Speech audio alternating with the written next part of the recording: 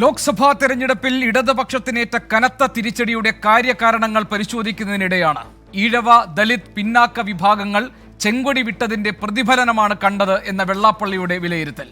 മുസ്ലിം പ്രീണനം അതിരുവിട്ടപ്പോൾ ചെങ്കൊടി ചങ്കിൽ നാട്ടിയവർ കൈയൊഴിഞ്ഞുവെന്ന് വെള്ളാപ്പള്ളി. നമുക്ക് ഒരു സ്കൂളോ കോളോ വേണ്ട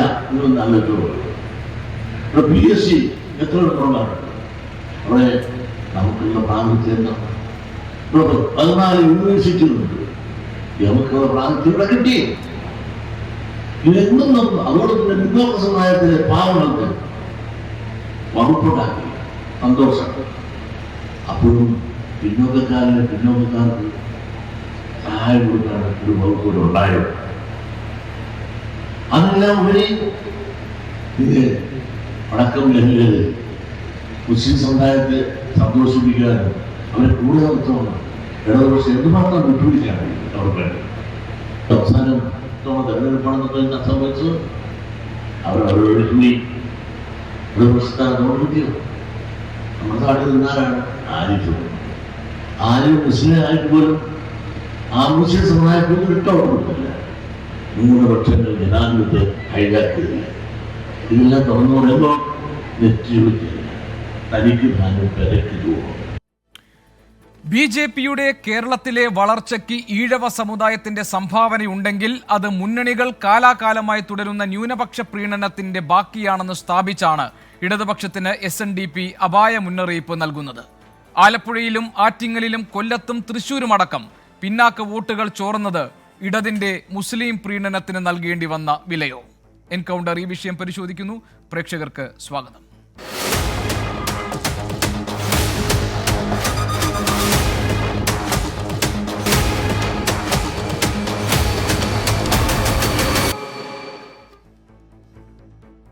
എൻകൗണ്ടറിൽ എന്റെ അതിഥികൾ SNDP യോഗം മുൻ president advocate CK Vidyasagar, BJP പ്രതിനിധി അഡ്വക്കേറ്റ് നാരായണൻ നമ്പൂതിരി, ഇടത് നിരീക്ഷകൻ ശ്രീ റിജി ലൂക്കോസ്, മാധ്യമപ്രവർത്തകനും രാഷ്ട്രീയ നിരീക്ഷകനുമായ ശ്രീ A സജീവൻ എന്നിവർ. ശ്രീ A സജീവൻ, ഇന്നൊരു പക്ഷേ ഏറ്റവും വലിയ വിവാദങ്ങൾക്ക് വഴിവെച്ചിരിക്കുന്നത് SNDP യോഗം ജനറൽ സെക്രട്ടറി വെള്ളാപ്പള്ളി നടേശൻ കേരള കൗമുദിയിൽ എഴുതിയിരിക്കുന്ന ഒരു ലേഖനമാണ്. നമ്മൾ വേലുകെട്ടാൻ മാത്രം വിധിക്കപ്പെട്ടവർ എന്ന തലക്കെട്ടിൽ വന്നിരിക്കുന്ന ലേഖനത്തിൽ ഏറ്റവും പുതുതായി രാജ്യസഭാ സ്ഥാനാർത്ഥികളെ നിശ്ചയിച്ചപ്പോൾ പോലും മുസ്ലിം വിഭാഗത്തെയും ക്രൈസ്തവ സമുദായത്തെയും പ്രീണിപ്പിക്കുന്ന ഒരു സമീപനമാണ് കേരളത്തിലെ ഇരു മുന്നണികളും സ്വീകരിച്ചിട്ടുള്ളതെന്നും ഒരു സമയത്ത് ഇടത് മുന്നണിയുടെ ഫിക്സഡ് ഡെപ്പോസിറ്റുകളായി നിന്നിരുന്ന ഈഴവ തീയ വോട്ടുകൾ അത് ഇത്തവണ BJPയിലേക്ക് പോയിട്ടുണ്ടെങ്കിൽ അതിന് കാരണക്കാർ ഈ തെരഞ്ഞെടുപ്പിൽ CAയും പലസ്തീൻ വിഷയവും ഒക്കെ പ്രധാനപ്പെട്ട തെരഞ്ഞെടുപ്പ് വിഷയമാക്കി ഉയർത്തിക്കൊണ്ടുവന്ന് മുസ്ലിം പ്രീണനം അമിതമായി നടത്തിയതിനുള്ള ഫലമാണെന്നും SNDP യോഗം ജനറൽ സെക്രട്ടറി വെള്ളാപ്പള്ളി നടേശൻ പറയുകയാണ്. അതിന് അദ്ദേഹം വെറുതെ പറയുകയില്ല, ചില കണക്കുകൾ നിരത്തുന്നുണ്ട്. അത് ആലപ്പുഴയിൽ സംഭവിച്ചത്, അത് കഴിഞ്ഞ് ആറ്റിങ്ങലിൽ സംഭവിച്ചത്, അത് കഴിഞ്ഞ് തിരുവനന്തപുരത്തെ വിവിധ നിയമസഭാ മണ്ഡലങ്ങളിൽ സംഭവിച്ചത്, ഇടതുമുന്നണി 3ാം സ്ഥാനത്തേക്കൊക്കെ പിന്തള്ളപ്പെട്ടത് ഈ ഒരൊറ്റ കാരണം കൊണ്ടാണെന്നാണ്. ഇടതുമുന്നണിയുടെ ഉറച്ച അടിത്തറയായ ഈഴവ വോട്ടുകളിൽ വിള്ളലുണ്ടായിട്ടുണ്ടോ? ആ വിള്ളലിന് കാരണം ഈ അമിതമായ മുസ്ലിം പ്രീണനമാണെന്ന് താങ്കൾ കരുതുന്നുണ്ടോ? വെള്ളാപ്പള്ളി നടേശൻ ഇത് തെരഞ്ഞെടുപ്പ് ഫലം വരുന്നതിന് മുമ്പ് പറയുകയാണെങ്കിൽ, വോട്ടെടുപ്പ് നടക്കുന്നതിന് മുമ്പേ പറയുകയാണെങ്കിൽ നമ്മളിതൊക്കെ അത് ആധികാരികമായിട്ടുള്ള അല്ലെങ്കിൽ കുറെ കൂടി സർക്കാരിനെ ബോധ്യപ്പെടുത്തുന്ന കാര്യങ്ങൾ അല്ലെങ്കിൽ ഇടതുമുന്നണിയെ ബോധ്യപ്പെടുത്തുന്ന കാര്യങ്ങളാണ് എന്ന് മനസ്സിലാക്കാം. വെള്ളാപ്പള്ളി പറയുന്നത് അംഗം കഴിഞ്ഞ് ആളുകളൊക്കെ പോയി കഴിഞ്ഞ് പിരിഞ്ഞതിന് ശേഷമാണ് അദ്ദേഹത്തിന്റെ ഈ വെളിപാടുണ്ടാവുന്നത്. സ്വാഭാവികമായിട്ടും ഒരാൾ തോറ്റാൽ അല്ലെങ്കിൽ ഒരു മുന്നണിയോ ഒരു പാർട്ടിയോ പരാജയപ്പെട്ടാൽ അതിന് പല ന്യായീകരണങ്ങളും പല കാരണങ്ങളും പറയാം. പുറത്തുനിന്ന് അഭിപ്രായം പറയാൻ വളരെ എളുപ്പമാണ്. ഇപ്പൊ വെള്ളാപ്പള്ളി നടേശൻ പറയുന്ന പോലെയാണ് തോൽവി. അതായത് ഈഴവരും അദ്ദേഹം പറയുന്ന ഈഴവരാജി എന്ന് പറയുന്ന അദ്ദേഹത്തിന്റെ വാക്കുണ്ടല്ലോ, അത് വെച്ചുകൊണ്ട് അല്ലെങ്കിൽ പിന്നോക്ക വിഭാഗമാണ് LDFന്റെ വോട്ട് കുറച്ചത് എന്നതിന് അദ്ദേഹത്തിന് നിരത്താവുന്ന ഒരു കാരണം. കുറെ സ്ഥലങ്ങൾ വോട്ട് കുറഞ്ഞു. ആ കുറഞ്ഞത് BJPയുടെ മിടുക്കൊണ്ട് പിടിച്ചാണെങ്കിലോ അതിന് കാരണം അത് ഇതുവരെ കൃത്യമായിട്ട് തെളിയിക്കാവുന്ന ഒന്നും നമ്മുടെ കയ്യിലില്ല. അദ്ദേഹം തെരഞ്ഞെടുപ്പിന്റെ ഘട്ടം വരെയും വോട്ടെടുപ്പ് നടക്കുന്ന ഘട്ടം വരെയും ഇത് ഇടതു മുന്നണിക്ക് വോട്ട് ചെയ്യരുതെന്ന് അദ്ദേഹമാണല്ലോ ഈ SNDP യോഗത്തിന്റെ ജനറൽ സെക്രട്ടറി, ട്രസ്റ്റിന്റെ നേതാവ് അദ്ദേഹമാണല്ലോ.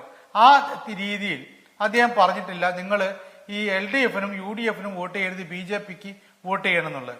അങ്ങനെ പറഞ്ഞിരുന്നുവെങ്കിൽ, അല്ലെങ്കിൽ ഇവരുടെ നിലപാട് ശരിയല്ല, LDFന്റെ നിലപാട് ശരിയല്ല, ഈഴവ വിഭാഗത്തെ അല്ലെങ്കിൽ പിന്നോക്ക വിഭാഗത്തെ പൂർണ്ണമായും അവഗണിച്ചുകൊണ്ട് ന്യൂനപക്ഷത്തിന് പിറകെ പോവുകയാണ് എന്ന് വെള്ളാപ്പള്ളി നടേശൻ എവിടെയെങ്കിലും പറയുകയോ എന്തെങ്കിലും ഒരു സൂചന. പക്ഷേ ഈ കണക്കുകളോ ശ്രീ എസ് സജീവൻ, ഇപ്പോൾ ഉദാഹരണത്തിന് അദ്ദേഹം പറയുന്നത് ആലപ്പുഴയിൽ, അതും ചേർത്തല നിയമസഭാ മണ്ഡലത്തിൽ AM ആരിഫിന് കഴിഞ്ഞ തവണ 16,894 വോട്ടിന്റെ ഭൂരിപക്ഷം കിട്ടിയ ഇടതുമുന്നണിക്ക് മേൽക്കൈയുള്ള പ്രദേശത്ത് ഇത്തവണ KC വേണുഗോപാൽ 843 വോട്ടിന് മുന്നിലാണ്. അതേ സ്ഥലത്ത് BJPയുടെ അല്ലെങ്കിൽ NDA സ്ഥാനാർത്ഥിയായ ശോഭാ സുരേന്ദ്രൻ നേടിയത് 40,474 വോട്ടുകൾ. അതുപോലെ കായംകുളത്തും ഹരിപ്പാടുമൊക്കെ LDF BJPക്ക് പിന്നിൽ 3-ാം സ്ഥാനത്ത് എത്തിയതിന് ഈ പറഞ്ഞതുപോലെ ഈഴവ വോട്ടുകളുടെ ഒരു ഷിഫ്റ്റ് അവിടെ സംഭവിച്ചിട്ടുണ്ട് എന്നാണ് ന്യായം. അമ്പലപ്പുഴയിൽ 110ഉം കരുനാഗപ്പള്ളിയിൽ 191 വോട്ടിന്റെ മാത്രം വ്യത്യാസത്തിലാണ് ഈ 2-ാം സ്ഥാനത്ത് ഇടതുമുന്നണി എത്തിയത്. അദ്ദേഹം ഈ ഒരു തിയറി മാത്രമല്ല പറയുന്നത്. മുസ്ലിം ഭൂരിപക്ഷ ഇപ്പോൾ മലബാർ പോലെയുള്ള മേഖലകളിൽ അല്ലെങ്കിൽ ആലപ്പുഴയിൽ തന്നെ ഒരു മുസ്ലിം സ്ഥാനാർത്ഥിയായ, മുസ്ലിം നാമധേയനായ ഇടതുമുന്നണി സ്ഥാനാർത്ഥി നിന്നിട്ട് പോലും അവർക്ക് മുസ്ലിം കൺസോളിഡേഷന്റെ വോട്ടുകൾ കിട്ടിയില്ല എന്നതാണ്. അത് AM ആരിഫിന്റെ കാര്യത്തിൽ ശരിയാണെന്നല്ലേ ഈ തെരഞ്ഞെടുപ്പ് കണക്കുകൾ നമ്മളോട് പറയുന്നത്? അപ്പോൾ ഈ വോട്ട് വിഹിതത്തിൽ അല്ലെങ്കിൽ ഇടതുപക്ഷത്തിനൊപ്പം ഉണ്ടായിരുന്ന ആ വോട്ട് ബേസിൽ കാര്യമായ ഒരു കുഴപ്പം സംഭവിച്ചിട്ടുണ്ട് എന്ന് കണക്കുകൾ നമ്മുടെ മുന്നിലുണ്ട്. അതിന് SNDP യോഗം ജനറൽ സെക്രട്ടറി പറയുന്ന കാരണം ഇതാണോ എന്ന് മാത്രമല്ലേ നമ്മൾ പരിശോധിക്കേണ്ടതുള്ളൂ? അതെ, ആ കാരണമാണ്. വോട്ട് കുറഞ്ഞിട്ടുണ്ട് LDF എന്നുള്ളതിൽ സംശയമേ ഇല്ല. കഴിഞ്ഞ തവണ ആരിഫിന് കിട്ടിയതിനേക്കാൾ കുറെ വോട്ട് ഇവിടെ കുറഞ്ഞിട്ടുണ്ടോ ഉള്ള കാര്യത്തിൽ ഒരു സംശയമില്ല. പക്ഷെ നമ്മൾ നോക്കേണ്ടത് ഇതേ ആലപ്പുഴയിൽ VM സുധീരനും KC വേണുഗോപാലൊക്കെ ഗംഭീരമായ വിജയം നേടിയ സ്ഥലമാണ്. അവിടെ UDF വളരെ ഗംഭീരമായിട്ട് ജയിച്ച സ്ഥലമാണ്. അന്ന് ശരിയാണ്, BJPക്ക് കേരളത്തിൽ കാര്യമായ സ്വാധീനം ഉണ്ടായിരുന്നില്ല. BJP കഴിഞ്ഞ 2014 ശേഷം, പ്രത്യേകിച്ച് 2019 മുതൽ വളരെ കൃത്യമായ രൂപത്തിൽ വോട്ട് പിടിക്കാനായിട്ട് അവർക്ക് കഴിഞ്ഞിട്ടുണ്ട്. അതിന്റെ ഒരു വിജയമുണ്ട്. അവർക്ക് പരമാവധി വോട്ടുകൾ ഉണ്ടാക്കിയെടുക്കാനും പറ്റിയിട്ടുണ്ട്. ഹിന്ദുത്വ വികാരം എന്നത് ആളുകൾക്കിടയിലും ശക്തമായിട്ട്, ഹിന്ദുക്കൾക്കിടയിൽ ഹിന്ദുത്വ വികാരം വളർത്തുന്നതിൽ നരേന്ദ്രമോദിയുടെ പങ്കുണ്ട്, BJPയുടെ മറ്റു നേതാക്കന്മാരുടെ പങ്കുണ്ട്, ഇതൊക്കെയുണ്ട്.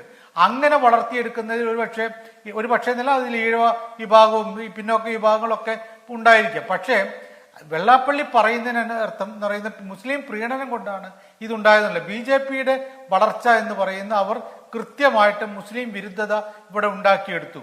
ആ മുസ്ലിം വിരുദ്ധതയുടെ ഭാഗമായിട്ട് ഹിന്ദുത്വ വികാരം ഈ കേരളത്തിൽ ശക്തമായിട്ടുണ്ടായിട്ടുണ്ട്. ആളുകളുടെ സംസാരത്തിൽ പോലും 4 ആളുകൾ സംസാരിക്കുമ്പോൾ അത് ഒരു പ്രത്യേകിച്ച് മുസ്ലിം വിഭാഗത്തിൽ പെടാത്ത ആളുകളാണെങ്കിൽ നമുക്കൊക്കെ ഉണ്ടാകുന്ന അനുഭവം എന്നാണ്, അത് നേരെ മുസ്ലിം വിരുദ്ധമായിട്ടുള്ള രീതിയിലേക്ക് കാര്യങ്ങൾ പോകുന്നുണ്ട്. അത് അവരിന്ന് ഹിന്ദുത്വ ബോധമുള്ള ആളുകളോ BJPക്കാരോ ആയിട്ടല്ല. ഇപ്പൊ സ്വാഭാവികമായിട്ടത് 2014 ശേഷം 2019 ശേഷം ശക്തമായിട്ടുണ്ടായ ഒരു കാര്യമാണ്. അത് ഈ 24 അതിശക്തമായിട്ടുണ്ടായി. അതിന്റെയൊക്കെ ഫലം തന്നെയാണ് തൃശ്ശൂരിലെ വിജയവും ബാക്കിയുള്ള സ്ഥലങ്ങളിലൊക്കെ നല്ല. ശ്രീ സജീവൻ, അതായത് ഒരു ഭാഗത്ത് ഇപ്പൊ താങ്കൾ പറയുന്ന പോലെ BJP ആസൂത്രണം ചെയ്ത് നടപ്പാക്കിയ ഒരു മുസ്ലിം വിരുദ്ധതയുടെ അനന്തരഫലം സംഭവിച്ചിട്ടുണ്ടെങ്കിൽ ഇവിടെ ഒരു മുസ്ലിം വിഭാഗത്തിന് അനുകൂലമായി, അതായത് CAA പോലെയുള്ള വിഷയങ്ങളിൽ, ഏക സിവിൽ കോഡിന്റെ കാര്യത്തിൽ, അതുപോലെ സമാനമായ വിഷയങ്ങളിലൊക്കെ ഇടതുപക്ഷം സ്വീകരിച്ച സമീപനവും ഈ തെരഞ്ഞെടുപ്പിലെ ഒരു പ്രധാനപ്പെട്ട തെരഞ്ഞെടുപ്പ് വിഷയമായി ഉയർത്തിക്കൊണ്ടുവന്നതുമൊക്കെ സ്വാഭാവികമായും ഒരു മുസ്ലിം വോട്ടുകളുടെ കൺസോളിഡേഷൻ ഇടതുപക്ഷത്തിന് അനുകൂലമായി സംഭവിക്കേണ്ടതായിരുന്നു. ഇപ്പോൾ വെള്ളാപ്പള്ളിയുടെ ഒരു സിദ്ധാന്തം അനുസരിച്ച് അദ്ദേഹം പറയുന്നത് അത് സംഭവിച്ചിട്ടില്ല. എവിടെ? മലബാറിലെ മുസ്ലിം നാമധാരിയായി ഇടതുപക്ഷ സ്ഥാനാർത്ഥിക്ക് പോലും ആ വോട്ട് കിട്ടിയിട്ടില്ല. ആലപ്പുഴയിൽ CPM സ്ഥാനാർത്ഥിക്ക് കഴിഞ്ഞ തവണത്തേക്കാൾ 1,04,923 വോട്ടുകൾ കുറഞ്ഞു പോയിട്ടുണ്ട്. പിന്നെ താങ്കൾ പറഞ്ഞൊരു ലോജിക്ക്, അവിടെ UDF സ്ഥാനാർത്ഥികൾ, ഇപ്പോൾ VM സുധീരനെ പോലുള്ളവർ ജയിച്ചു വന്ന മണ്ഡലമല്ലേ എന്നത് ശരിയാണ്. പക്ഷെ ഇവിടെ എന്താണ് സംഭവിച്ചത്? NDA സ്ഥാനാർത്ഥിയായ ശോഭാ സുരേന്ദ്രനാണ് 40,474 വോട്ട് ചേർത്തല പോലെയുള്ള ഒരു സ്ഥലത്ത് പിടിച്ചിരിക്കുന്നത്. ആ വോട്ട് ആരുടേതാണ്? എന്തുകൊണ്ട് സംഭവിച്ചു? വളരെ ലോജിക്കലായിട്ടുള്ള ഒരു ക്വസ്റ്റ്യൻ ആണല്ലോ അത്. തീർച്ചയായിട്ടും അതിനാണ് ഞാൻ പറഞ്ഞത്. കാരണം BJP വളരെ കൃത്യമായ രൂപത്തിൽ ഈ ഹിന്ദുത്വ ബോധം ഉണ്ടാക്കി തീർത്ത്, ഹിന്ദുത്വ വികാരം ഉണ്ടാക്കി തീർത്തിട്ടുണ്ട്. പിന്നെ താങ്കൾ ന്യൂനപക്ഷത്തിന്റെ പിന്തുണ എന്നത് 2019 പോലെ ഈ നരേന്ദ്രമോദിയെ അധികാരത്തിൽ നിന്ന് താഴെ ഇറക്കാൻ വേണ്ടത്, പ്രത്യേകിച്ച് രാഹുൽ ഗാന്ധി ഇത്തവണയും വന്നിട്ടുണ്ടല്ലോ. അപ്പൊ സ്വാഭാവികമായിട്ടും കോൺഗ്രസിന് അനുകൂലമായി തീർന്നു. മാത്രമല്ല BJP CPM-നെതിരെ, പ്രത്യേകിച്ച് LDF-നെതിരെ എന്നുള്ളതിനേക്കാൾ CPM-നെതിരെ മുസ്ലിം ലീഗ് ഉൾപ്പെടെയുള്ള പല മുസ്ലിം സംഘടനകളും, ജമാഅത്തെ ഇസ്ലാമി ഉണ്ട്, NDF ഉണ്ട്, SDPI ഉൾപ്പെടെയുള്ള സംഘടനകള്, മുജാഹിദുകള്, സുന്നികൾ മാത്രമാണ് അതിലൊരു വിഭാഗം അതിശക്തമായിട്ട്. ഇപ്പൊ EK സുന്നിയാണ് പണ്ട് ശക്തമായിട്ട് ലീഗിനൊപ്പം വന്നത്. പക്ഷെ അവരിൽ ഒരു വിഭാഗം മാത്രമാണ് LDF-ന് അനുകൂലമായി പറഞ്ഞ്, ബാക്കിയുള്ളവർ അതിരൂക്ഷമായിട്ട് മുസ്ലിം കമ്മ്യൂണിസ്റ്റുകളെ ഒരു തരത്തിലും വിശ്വസിക്കാൻ പാടില്ല എന്ന രീതിയിൽ സംസാരിച്ച് ഡോക്ടർ ബഹാവുദ്ദീൻ നദ്വി ഉൾപ്പെടെയുള്ള ഈ സുന്നികളാണ്. അപ്പോൾ അതൊരു വലിയ, തീർച്ചയായിട്ടും ഈ കോൺഗ്രസ് അനുകൂലമായിട്ട് മുസ്ലിം വോട്ടുകൾ മാറിയിട്ടുണ്ട്. ആ ഒരു നേട്ടം പിന്നീട് BJPക്ക് ഉണ്ടാകുന്ന നേട്ടങ്ങൾ ഒന്ന്, BJP നേതാക്കന്മാർ തന്നെ പറയുന്ന പോലെ, കോൺഗ്രസ് നേതാക്കന്മാർ മുരളീധരൻ ഉൾപ്പെടെയുള്ള ആളുകൾ പറയുന്ന പോലെ ക്രിസ്ത്യൻ വോട്ടുകൾ അങ്ങോട്ടേക്ക് മാറിയിട്ടുണ്ട്. അതോടൊപ്പം ഈ വെള്ളാപ്പള്ളി പറയുന്ന പോലെ ഈഴവ വോട്ടുകൾ ഉൾപ്പെടെ മാറിയിട്ടുണ്ട്. പക്ഷേ അത് ഞങ്ങൾ ഇപ്പം വെള്ളാപ്പള്ളിയുടെ സംസാരത്തിൽ എന്താണ്, ഇവരുടെ ഈ മുസ്ലിം പ്രീണനം കൊണ്ട് അങ്ങോട്ടേക്ക് മാറി എന്ന് പറഞ്ഞാൽ ഞങ്ങൾ അങ്ങോട്ടേക്ക് മാറി തീർന്നു എന്ന രീതി അദ്ദേഹം പലപ്പോഴും മുടി ചായ്ച്ചും ചരിച്ചും കെട്ടുന്ന പോലെ ഇത്തരത്തിൽ പറയാറുണ്ട്. അത് ഇദ്ദേഹം മാത്രമല്ല, NSSന്റെ ജനറൽ സെക്രട്ടറി സുകുമാരൻ നായർ ഇതിനേക്കാൾ ഗംഭീരമായിട്ട് പറയാറുണ്ട്. ജയിച്ചു കഴിഞ്ഞാൽ ഒരു ഭാഗം തോറ്റാൽ ഇപ്പൊ കണ്ടില്ലെന്ന് പറയും. ഈ സമുദായ നേതാക്കന്മാരെ ഭയങ്കരമായിട്ട് പ്രീണിപ്പിക്കുന്ന രീതിയിൽ, അത് മുസ്ലിം സംഘടനകളാണെങ്കിൽ പോലും ആ രീതിയിലേക്ക് പാർട്ടികൾ പോകുന്നതുകൊണ്ടാണ് ഇത്തരത്തിലുള്ള വിലയിരുത്തൽ അവരുടെ ഭാഗത്തുനിന്ന് ഉണ്ടാവുന്നത്. തീർച്ചയായിട്ടും LDF-ന് വോട്ട് കുറഞ്ഞിട്ടുണ്ട്. കാരണം LDF-ന്റെ വിശ്വാസ്യത തകർക്കുന്നതിൽ അവരുടെ ഭരണവിരുദ്ധ വികാരം വളരെ ശക്തമായിട്ടുണ്ട്. ശരി, നമുക്കിനി ആ ഭാഗത്തേക്ക് വരാം. ശ്രീ റെജി ലൂക്കോസ്, ഈ തെരഞ്ഞെടുപ്പിൽ വലിയ പ്രതീക്ഷയിലായിരുന്നു ഇടതുപക്ഷം ഉണ്ടായിരുന്നത്. ഏറ്റവും ചുരുങ്ങിയത് കഴിഞ്ഞ തവണത്തേക്കാൾ ഒരു സീറ്റ് കൂടുതൽ കിട്ടിയാൽ നില മെച്ചപ്പെട്ടു എന്നൊരു അവകാശവാദവുമായി പിടിച്ചു നിൽക്കാം എന്നൊരു കണക്കുകൂട്ടലുണ്ടായിരുന്നു. ആ ഒരു അവസാനത്തെ പ്രതീക്ഷ പോലും തല്ലിക്കെടുത്തുന്ന ഒരു തെരഞ്ഞെടുപ്പ് ഫലമാണ് ഇത്തവണ വന്നത്. അതിന് കാരണങ്ങൾ പലതുണ്ടാകാം. പക്ഷെ ആ കാര്യകാരണങ്ങൾ പരിശോധിക്കുമ്പോൾ ഭരണവിരുദ്ധ വികാരത്തോടൊപ്പം സാമുദായിക സമവാക്യങ്ങളിൽ വന്നിട്ടുള്ള മാറ്റങ്ങൾ പരിശോധിക്കപ്പെടേണ്ടതാണ് എന്ന ബോധ്യം CPM നേതൃത്വത്തിനുണ്ടോ? ഉദാഹരണത്തിന് ഭരണവിരുദ്ധ വികാരമടക്കമുള്ള കാര്യങ്ങൾ പരിശോധിക്കപ്പെടണം എന്ന നിർബന്ധ ബുദ്ധി ഘടകകക്ഷികൾക്കുണ്ട്. ഇപ്പോൾ ഇവിടെ CPM-ന്റെ ഈ തൃക്കാക്കര ഇവിടുത്തെ താഴെത്തട്ടിലുള്ള ഘടകത്തിൽ പോലും ഈ തരത്തിൽ ചില ഈ മുസ്ലിം പ്രീണനമടക്കം, അതായത് CAA പോലെയുള്ള വിഷയങ്ങളിൽ, UCC പോലെയുള്ള വിഷയങ്ങളിലൊക്കെ ഒരു അമിതമായ പ്രീണന സ്വഭാവം ഉണ്ടായിരുന്നു, അല്ലെങ്കിൽ അതൊക്കെ തിരിച്ചടിയായിട്ടുണ്ടോ എന്ന് പരിശോധിക്കണം എന്നൊക്കെയുള്ള വികാര പ്രകടനങ്ങൾ, അത്തരം അഭിപ്രായങ്ങൾ ഉയർന്നു വരുന്നുണ്ട്. ഞാൻ താങ്കളോട് ചോദ്യം ചോദിക്കുമ്പോൾ ഒരു 3 കണക്കുകൾ പറയാൻ ആഗ്രഹിക്കുന്നു. ഒന്ന്, ഈ ലോക്സഭാ തെരഞ്ഞെടുപ്പിലെ ഫലം വന്ന ശേഷം BJP ഒന്നാം സ്ഥാനത്തെത്തിയിട്ടുള്ള 11 നിയമസഭാ മണ്ഡലങ്ങൾ, അത് ഒന്നെങ്കിൽ ഇടതുപക്ഷ MLA-മാരോ അല്ലെങ്കിൽ മന്ത്രിമാരോ പ്രതിനിധാനം ചെയ്യുന്ന മണ്ഡലങ്ങളാണ്. ആരാണ് അവിടുത്തെ BJP മുന്നേറ്റത്തിന് കാരണക്കാർ, ഉത്തരവാദികൾ? 2, കഴിഞ്ഞ ലോക്സഭാ തെരഞ്ഞെടുപ്പിൽ തിരുവനന്തപുരത്തെ നേമം നിയോജക മണ്ഡലം ഒഴികെ ബാക്കി എല്ലാ മണ്ഡലങ്ങളിൽ 2ാം സ്ഥാനത്ത് UDF ആയിരുന്നു. ഈ തെരഞ്ഞെടുപ്പിൽ 6 ഇടതുമുന്നണിയും 5 UDF-ഉം 3ാം സ്ഥാനത്താണ്. ഇനി മറ്റൊരു കണക്ക്, BJP 2ാം സ്ഥാനത്തെത്തിയ 8 നിയമസഭാ മണ്ഡലങ്ങളിൽ ഇടതുമുന്നണി 3ാം സ്ഥാനത്താണ്. അപ്പോൾ ഈ കണക്കുകളൊക്കെ ഇടതുമുന്നണിയുടെ പരമ്പരാഗത വോട്ട് ബേസിൽ വലിയ വിള്ളലുണ്ടായിട്ടുണ്ട് എന്നതിന് ഉത്തമമായ തെളിവുകളാണ്. അങ്ങനെയാണെങ്കിൽ ഈഴവ വോട്ടുകൾ അത് മലക്കം മറിഞ്ഞു എന്ന് വെള്ളാപ്പള്ളി പറയുന്നതിൽ എന്താണ് തെറ്റ്? അങ്ങനെ നോക്കിക്കഴിഞ്ഞാൽ അതിൻ്റെ കാരണം ഇടതുമുന്നണി കണ്ടുപിടിക്കണ്ടേ? ഗോപികൃഷ്ണന് ബഹുമാനപ്പെട്ട വെള്ളാപ്പള്ളിക്ക് എന്ത് അഭിപ്രായം പറയാനുള്ള സ്വാതന്ത്ര്യമുണ്ട്. സമയാനുസരിച്ച് അഭിപ്രായങ്ങൾ മാറി പറയുന്നൊരു വ്യക്തിയാണ് അദ്ദേഹം. അദ്ദേഹത്തിനോടുള്ള ബഹുമാനം നിലനിർത്തിക്കൊണ്ട് ഞാനൊരു കാര്യം പറയാം. ഈഴവ വോട്ടുകൾ മുഴുവനും BJP-യിലേക്ക് പോയെങ്കിൽ BJP-യുടെ വോട്ട് ഷെയർ എന്ന് പറഞ്ഞാൽ കേരളത്തിൽ ഏതാണ്ട് 28% വരും. അതിനൊരു ഉദാഹരണം പറയാം. അതായത് എനിക്കൊരു കണ്ടൻഷൻ ഉള്ളത് ഈഴവ വോട്ടുകൾ മുഴുവൻ പോയി എന്നല്ല, അതിൽ വിള്ളലുണ്ടായി എന്നാണ് എനിക്ക് വോട്ട് അല്ല, അതെനിക്ക് മനസ്സിലായി. അത് തീർച്ചയായിട്ടും അദ്ദേഹത്തിൻ്റെ പ്രസംഗം ഞാൻ കേട്ടതാണ്, അദ്ദേഹത്തിൻ്റെ ലേഖനം ഞാൻ വായിച്ചതാണ്. ഞാൻ പറഞ്ഞതെന്നു വെച്ചാൽ ഇപ്പോൾ ഈ കണക്കനുസരിച്ചാണ് പറയുന്നത്. ഇപ്പോൾ കോട്ടയം നിയോജകമണ്ഡലം എടുക്കൂ. കോട്ടയം ലോക്സഭാ മണ്ഡലത്തിൽ മത്സരിച്ചത് തുഷാർ വെള്ളാപ്പള്ളിയാണ്, BDJS-ന്റെ സംസ്ഥാന പ്രസിഡന്റ്. പ്രചരണങ്ങളാണ്. കാരണം ഞാൻ ഈ കോട്ടയം ജില്ലയിലെ വോട്ടറാണ്. പ്രചരണങ്ങളാണ് അവർ, പ്രത്യേകിച്ച് വൈക്കം ഏറ്റുമാനൂർ, കോട്ടയം, പാലാ പോലുള്ള സ്ഥലങ്ങളിൽ പ്രചരിപ്പിച്ചത്. അതിനകത്ത് അവർ ഉപയോഗിച്ച ചില തന്ത്രങ്ങളുണ്ട്, അതൊന്നും ഞാൻ ഈ ചർച്ച പറയാൻ ആഗ്രഹിക്കുന്നില്ല. പക്ഷേ കോട്ടയത്ത് കഴിഞ്ഞ തവണ 2019 കിട്ടിയേക്കാൾ കേവലം 10,000 വോട്ട് മാത്രമേ ഉള്ളൂ ബി ജെ പിക്ക് ഇവിടെ വോട്ട് ഷെയർ വർദ്ധിപ്പിക്കാൻ പറ്റിയിട്ടുള്ളൂ. അത് സാക്ഷാൽ തുഷാർ വെള്ളാപ്പള്ളി മത്സരിച്ചതിൻ്റെ പേരിൽ. പിന്നെ വേറൊരു കാര്യം വരും, നേരത്തെ പറഞ്ഞ 2 കാരണങ്ങളിൽ പ്രസക്തിയുണ്ട്. ബഹുമാനപ്പെട്ട ഗോവിന്ദ മാഷ് എന്ന് അതിനകത്ത് തുറന്നു പറഞ്ഞിട്ടുണ്ട്. ഭരണത്തെ വിരുദ്ധ ഒരു വികാരം കേരളത്തിലുണ്ടായിരുന്നു. അതിൻ്റെ കാരണങ്ങൾ എന്തുകൊണ്ടാണ്? അത് നമ്മൾ പ്രധാനമായിട്ടും ചിന്തിക്കേണ്ട 2 വിഷയങ്ങളാണ്. ഒന്ന്, പിന്നെ ക്ഷേമ പെൻഷനുകൾ പിന്നെ മുടങ്ങിയത് കുറേ നാളുകളായിട്ട് മുടങ്ങി. ഏതാണ്ട് 6 മാസക്കാലത്തേക്ക് അത് മുടങ്ങി. ഇതിനിടയ്ക്ക് 1-2 പ്രാവശ്യം കൊടുത്തെങ്കിലും മുടങ്ങി. അതിൻ്റെ കാരണം എന്താണെന്ന്, സാമ്പത്തിക ഞെരുക്കം എങ്ങനെ സംഭവിക്കുന്നതിനെക്കുറിച്ച് ജനങ്ങൾ ചിന്തിച്ചില്ല. അത് ഫലപ്രദമായിട്ട് തന്നെ പ്രതിപക്ഷം അത് ക്യാമ്പയിൻ ചെയ്തു. രണ്ടാമത്തെ വസ്തുത എന്ന് പറയുന്നത് പിന്നെ ഈ സർക്കാർ ഉദ്യോഗസ്ഥന്മാരുടെ DAയിൽ വന്ന ചില താമസങ്ങൾ, ഇത്തരം കാര്യങ്ങളൊക്കെ അതിനകത്ത് ഫലപ്രദമായ രീതിയിൽ തന്നെ ജനങ്ങളുടെ മനസ്സിൽ ഒരു വികാരം ഉണ്ടായിട്ടുണ്ടെന്നുള്ള വസ്തുത. അതാണ് ഇപ്പോൾ ഇന്ന് ഗോവിന്ദ മാഷ് പറഞ്ഞത്. ഏറ്റവും പ്രധാനപ്പെട്ട ആരോപണമൊന്നുമല്ല, നേരത്തെ ഗോപികൃഷ്ണനോട് പറഞ്ഞത് തന്നെയാണ്. മുസ്ലിം പ്രീണനം, അനാവശ്യമായ മുസ്ലിം പ്രീണനം പിന്നെ CPM ഉണ്ടെന്നുള്ളൊരു ദുഷ്പ്രചരണം കേരളത്തിലുടനീളം അഴിച്ചുവിട്ട് എൻ്റെയൊക്കെ ഞങ്ങളുടെയൊക്കെ കോട്ടയം ജില്ലയിലേക്ക് അതൊക്കെ വ്യാപകമായിട്ട് പ്രചരിപ്പിച്ചു. അതിൽ ചെറിയ രീതിയിലുള്ള എഫക്റ്റ് CPM-നെതിരെ സംഭവിച്ചിട്ടുണ്ടെന്നുള്ള വസ്തുതയാണ്. പക്ഷെ സത്യം എന്താണ്? അങ്ങനെ താങ്കൾ വിലയിരുത്തുന്നുണ്ടോ മുസ്ലിം പ്രീണനം എന്നത് ഈ തെരഞ്ഞെടുപ്പിൽ ഇടതുപക്ഷത്തിന്റെ ഒരു തെറ്റായ പ്രയോഗമായിരുന്നു, അല്ലെങ്കിൽ തെറ്റായ ഒരു സ്ട്രാറ്റജി ആയിരുന്നു എന്ന് താങ്കൾ വിലയിരുത്തുകയാണോ? ഇപ്പൊ പലസ്തീൻ വിഷയത്തിൽ, അതേപോലെ തന്നെ CAA വിഷയത്തിൽ, ഈ പിന്നെ UCCയുടെ കാര്യത്തിലൊക്കെ, പൗരത്വ നിയമത്തിന്റെ കാര്യത്തിലൊക്കെ അമിതമായ പ്രാധാന്യം നൽകിക്കൊണ്ട് അവരെ ഒപ്പം നിർത്താൻ വേണ്ടി ബോധപൂർവമായ ഒരു രാഷ്ട്രീയ ശ്രമമുണ്ടായി എന്ന് താങ്കൾ വിലയിരുത്തുമോ?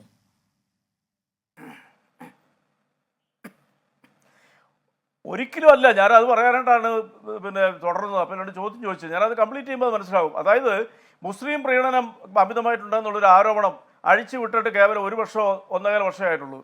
അതിനു മുമ്പാണ് ഈ മണിപ്പൂർ വിഷയം ഉണ്ടായത്. മണിപ്പൂർ വിഷയത്തിൽ മണിപ്പൂരിൽ ആദ്യം ലാൻഡ് ചെയ്ത ദേശീയ നേതാക്കളിൽ ഒരാൾ സീതാറാം യെച്ചൂരി. കേരളത്തിൽ എത്രയോ സ്ഥലങ്ങളിൽ പിന്നെ DYFI പോലുള്ള സന്നദ്ധ സംഘടനകൾ ഇവിടെ വലിയ രീതിയിലുള്ള പ്രതിഷേധം ഉയർത്തി. മുഖ്യമന്ത്രി പിണറായി വിജയൻ പ്രതിഷേധം ഉയർത്തി. പക്ഷെ സംഭവിച്ചെന്താണ്? പാലസ്തീൻ വിഷയത്തെ ദുരുപയോഗം ചെയ്തു. CPM-നെ സംബന്ധിച്ചോളം ഗോപികൃഷ്ണ, അടിസ്ഥാനപരമായിട്ടൊരു വസ്തുതയുണ്ടെങ്കിൽ എവിടെ ജനങ്ങൾ പീഡിപ്പിക്കപ്പെടുന്നു അവരോടൊപ്പം നിൽക്കുന്ന ഒരു പാർട്ടിയാണിത്. അത് മുസ്ലിം സമുദായത്തിനെ 10,000-കണക്കിന് മുസ്ലിം വിശ്വാസ സമൂഹത്തെ ഗാസയിൽ കൊന്നൊടുക്കിയപ്പോൾ അവർക്ക് ഐക്യദാർഢ്യം പ്രഖ്യാപിച്ചത് ഈ CPM മാത്രമല്ല, ലോകത്തിലെ മിക്കവാറും എല്ലാ രാജ്യങ്ങളിലും ഉണ്ട്. ഏറ്റവും കൂടുതൽ പ്രതിഷേധം അരങ്ങേറുന്നത് അമേരിക്കയിലാണ്. അമേരിക്ക മുഴുവൻ മുസ്ലിംസ് ആണോ? യൂറോപ്യൻ രാജ്യങ്ങളിൽ എത്രയോ പ്രതിഷേധം വന്നു. പക്ഷെ കേരളത്തിൽ അത് BJP ഫലപ്രദമായിട്ട് ഉപയോഗിച്ചു. ഇല്ലെന്ന് ഞാൻ പറയുന്നില്ല, അത് ഒരു സത്യസന്ധമായ കാര്യങ്ങളാണ്. പക്ഷെ ജനങ്ങളത് തിരിച്ചറിയും. അല്ല, അത് ബോധ്യപ്പെടുത്താൻ അത് അങ്ങനെയാണെങ്കിൽ അത് ബോധ്യപ്പെട്ടിട്ടില്ല SNDP പോലെയുള്ളൊരു സമുദായ സംഘടനയ്ക്ക് എന്നതിന് തെളിവല്ലേ നമ്മൾ വേലികെട്ടാൻ മാത്രം വിധിക്കപ്പെട്ടവർ എന്ന തലക്കെട്ടിൽ ഇങ്ങനെ ഒരു പത്രത്തിൽ വെള്ളാപ്പള്ളി നടേശന് ലേഖനം എഴുതേണ്ടി വന്നത്?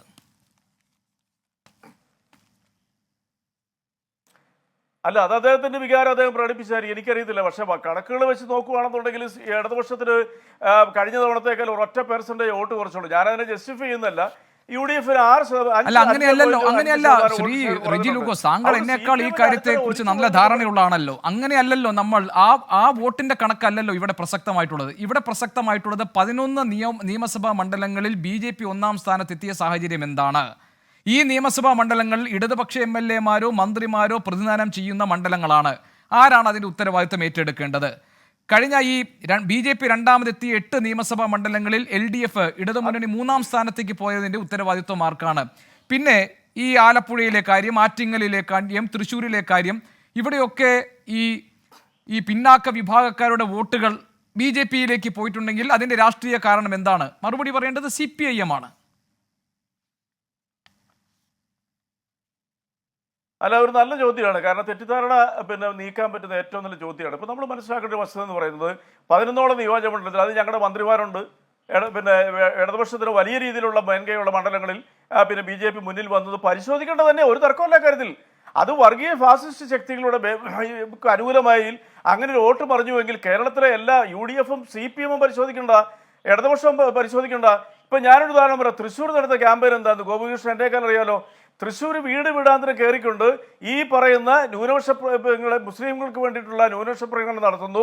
ഈ എന്താ പറയുക, ക്രിസ്ത്യൻ സമൂഹം അരക്ഷിതാവസ്ഥയിലാണ്, വോട്ട് വേണമെന്ന് പറഞ്ഞുകൊണ്ട് തെറ്റിദ്ധരിപ്പിച്ചുകൊണ്ട് തൃശ്ശൂർ മേഖലയിൽ ഇടതുപക്ഷത്തിന് ഭൂരിപക്ഷമുള്ള പല മേഖലകളിലും ക്യാമ്പയിൻ നടത്തിയതിന്റെ ഫലമായിട്ട് കുറേ ആളുകൾ തെറ്റിദ്ധരിക്കപ്പെട്ടിട്ടുണ്ട്.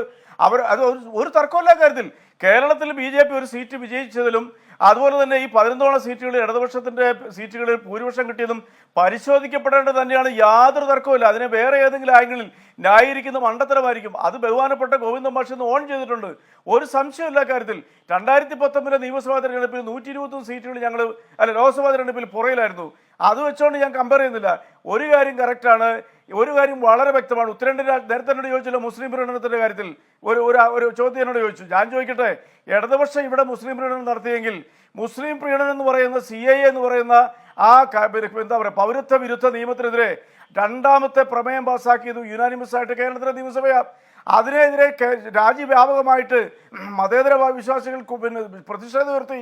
അതുകൊണ്ടല്ലേ ഫൈസാബാദ് ഉൾപ്പെടെയുള്ള മുസ്ലിം ഭൂരിപക്ഷം പോലും ഇല്ലാത്ത പ്രദേശങ്ങളിൽ എന്തുകൊണ്ടാണ് ഉത്തരേന്ത്യയിലും BJP തോറ്റുപോയത്?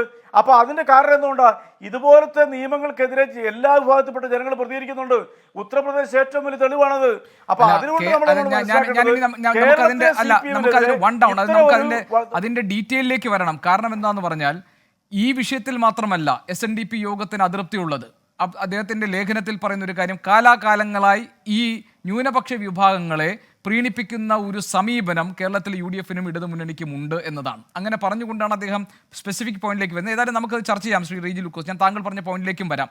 നമ്മളോടൊപ്പം BJP-യുടെ പ്രതിനിധിയായി ഉള്ളത് ഈ ചർച്ചയിൽ പങ്കെടുക്കാൻ ശ്രീ നാരായണൻ നമ്പൂതിരിയാണ്. ശ്രീ നാരായണൻ നമ്പൂതിരി, BJP-യെ പ്രതിസ്ഥാനത്ത് നിർത്തിക്കൊണ്ട് മാത്രമേ കേരളത്തിലെ ഈ 8 നിയോജക മണ്ഡലങ്ങളിൽ LDF 3-ാം സ്ഥാനത്തേക്ക് പോയതിനും 11 നിയമസഭാ മണ്ഡലങ്ങളിൽ BJP മുന്നേറിയതിനും തൃശ്ശൂരിൽ ഇതാദ്യമായി BJP-ക്ക് ഒരു ലോക്സഭാ സീറ്റ് കിട്ടിയതിനെയും ഒക്കെ കാണാൻ കഴിയൂ എന്ന നിലപാട് രണ്ട് മുന്നണികൾക്കുമുണ്ട്. അതിന് കാരണം മുസ്ലിം വിരോധം എന്ന ഒരു അജണ്ട നടപ്പാക്കിക്കൊണ്ട് ക്രൈസ്തവ വിഭാഗങ്ങളെ അല്ലെങ്കിൽ ക്രൈസ്തവ വോട്ടുകളെ, ഞാൻ കുറച്ചുകൂടി സ്പെസിഫിക് ആയിട്ട് പറഞ്ഞാൽ BJP-യിലേക്ക് അടുപ്പിക്കാനും മുസ്ലിം പ്രീണനത്തിന് വേണ്ടി അങ്ങേയറ്റം നിൽക്കുന്നു ഇടതുമുന്നണി എന്ന് പ്രചരിപ്പിച്ചുകൊണ്ട് ഈഴവ സമുദായത്തിൻ്റെ വോട്ടുകളിൽ ഒരു ഭാഗത്തിൽ വിള്ളലുണ്ടാക്കാനും കഴിഞ്ഞതാണ് യഥാർത്ഥത്തിൽ BJP-ക്ക് കഴിഞ്ഞ തവണത്തേക്കാൾ അല്ലെങ്കിൽ BJP മുന്നണിക്ക് കഴിഞ്ഞ തവണത്തേക്കാൾ ഒരു മികച്ച പ്രകടനം കേരളത്തിൽ ഈ ലോക്സഭാ തെരഞ്ഞെടുപ്പിൽ നടപ്പാക്കാൻ കഴിഞ്ഞത് എന്നാണ് വെള്ളാപ്പള്ളി നടേശൻ്റെ ഈ വിലയിരുത്തലിൽ നിന്ന്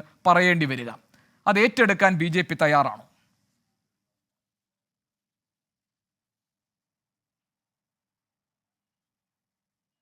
BJP ഈ തെരഞ്ഞെടുപ്പിൽ LDF-ന്റെ പരാജയത്തിന് BJP-യാണ് കാരണമെന്ന് റെജി ലൂക്കോസും ഇടതുപക്ഷത്തിൻ്റെ സഹയാത്രികന്മാരും ഇടതുപക്ഷ നേതാക്കന്മാരും എല്ലാം സമ്മതിക്കുന്നുവെങ്കിൽ കേരളത്തിൽ BJP വളർന്നു എന്ന് തന്നെയാണ്. ഇടതുപക്ഷത്തിനെ തോൽപ്പിക്കാൻ പാകത്തിന് BJP വളർന്നുകൊണ്ടിരിക്കുന്നു എന്നുള്ള ഭംഗ്യന്തരേണ സമ്മതിക്കുകയാണ്. അങ്ങനെ സമ്മതിച്ച റെജി ലൂക്കോസിന് ഞാൻ ആദ്യം ഒരു നന്ദി പറയുകയാണ്. ഈ ചർച്ചയിലെങ്കിലും BJP കാരണങ്ങളാണല്ലോ പ്രധാനം. അതിന് നിങ്ങൾ ഉപയോഗിക്കുന്ന ടൂൾ എന്ന് പറയുന്നത് മുസ്ലിം വിരോധമാണെന്നും അതുകൊണ്ട് ക്രൈസ്തവ വിഭാഗങ്ങളെ എടുക്കുന്നു, ഈഴവ സമുദായത്തെ സ്പ്ലിറ്റ് ചെയ്യിക്കുന്നു എന്നതുമാണല്ലോ ഇതിലെ പ്രധാനപ്പെട്ട വിഷയം. ആ സോഷ്യൽ എഞ്ചിനീയറിംഗിനെ കുറിച്ചാണ് ഞാൻ ചോദിച്ചത്. ഞങ്ങൾ ഉപയോഗിക്കുന്ന ടൂള് അല്ല ഗോപികൃഷ്ണ, ഞങ്ങൾ ഉപയോഗിക്കുന്ന ടൂള് റെജി ലൂക്കോസ് പോലും അടുത്ത സമീപകാലങ്ങളിൽ ഞങ്ങളുടെ കൂടെ വരുമെന്നുള്ളതിൻ്റെ തെളിവല്ലേ സുരേഷ് ഗോപിയെ യേശുദേവനായി ചിത്രീകരിച്ചുകൊണ്ട് ഉള്ള ചിത്രം വരച്ചത്.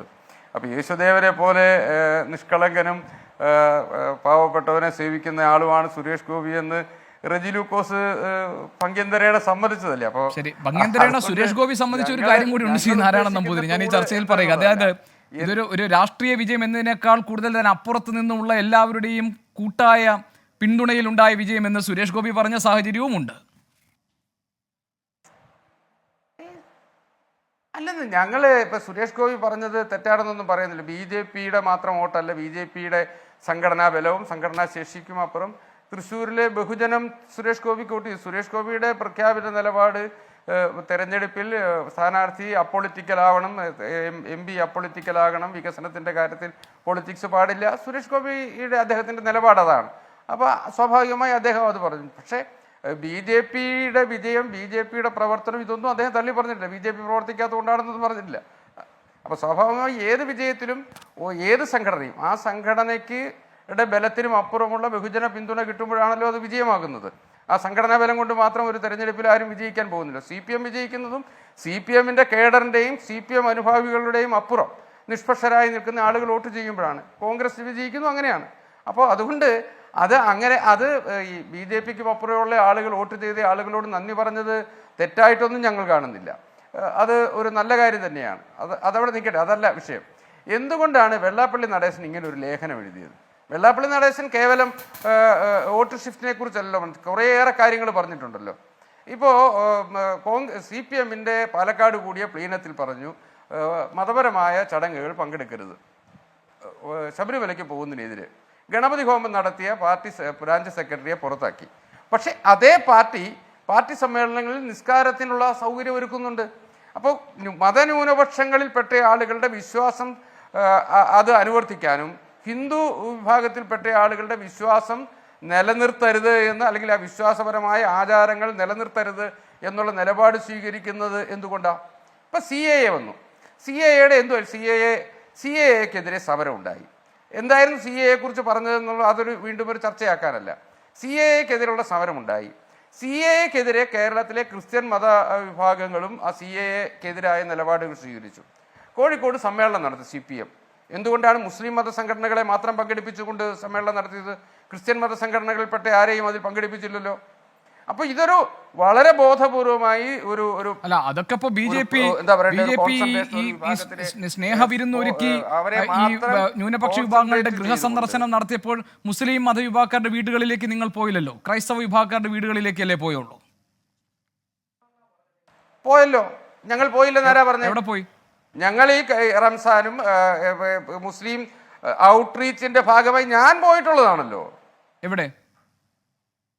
ഞങ്ങൾ ഈസ്റ്ററിന് ഒരു പ്രോഗ്രാം വെച്ചു, അത് പോയിട്ടുള്ളതാണല്ലോ. അത് പോയില്ല എന്ന് പറയുന്നില്ല. എങ്ങനെ നിങ്ങൾ എങ്ങനെ അറിയുന്നത്? ഞങ്ങൾ എല്ലാ വിഭാഗത്തിൽപ്പെട്ട ആളുകളെയും കാണണമെന്നും സ്നേഹസംവാദം നടത്തണമെന്നും ഉള്ള നിലപാട്, അല്ലാതെ ഏതെങ്കിലും ഒരു പർട്ടിക്കുലർ കമ്മ്യൂണിറ്റി അല്ല. അത് ഈസ്റ്റർ പ്രമാണിച്ച് നമ്മൾ അല്ലെങ്കിൽ ക്രിസ്മസ് പ്രമാണിച്ച് ഇട്ട ഒരു പേരാണത്.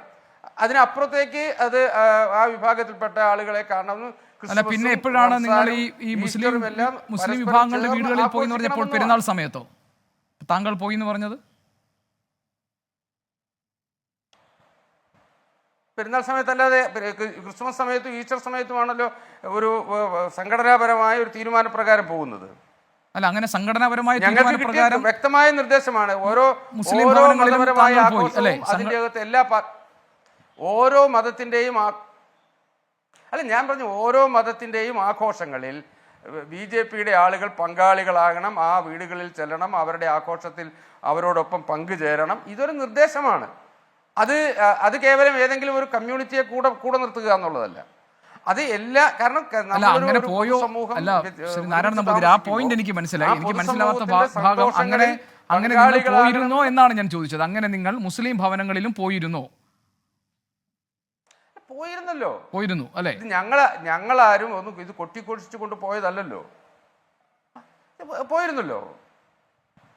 ഞങ്ങള് തൃപ്പൂണിത്തറയിൽ പാർട്ടിയുടെ ന്യൂനപക്ഷ മോർച്ചയുടെ നേതൃത്വത്തിൽ ഇഫ്താർ വിരുന്ന് സംഘടിപ്പിച്ചിട്ടുണ്ടല്ലോ.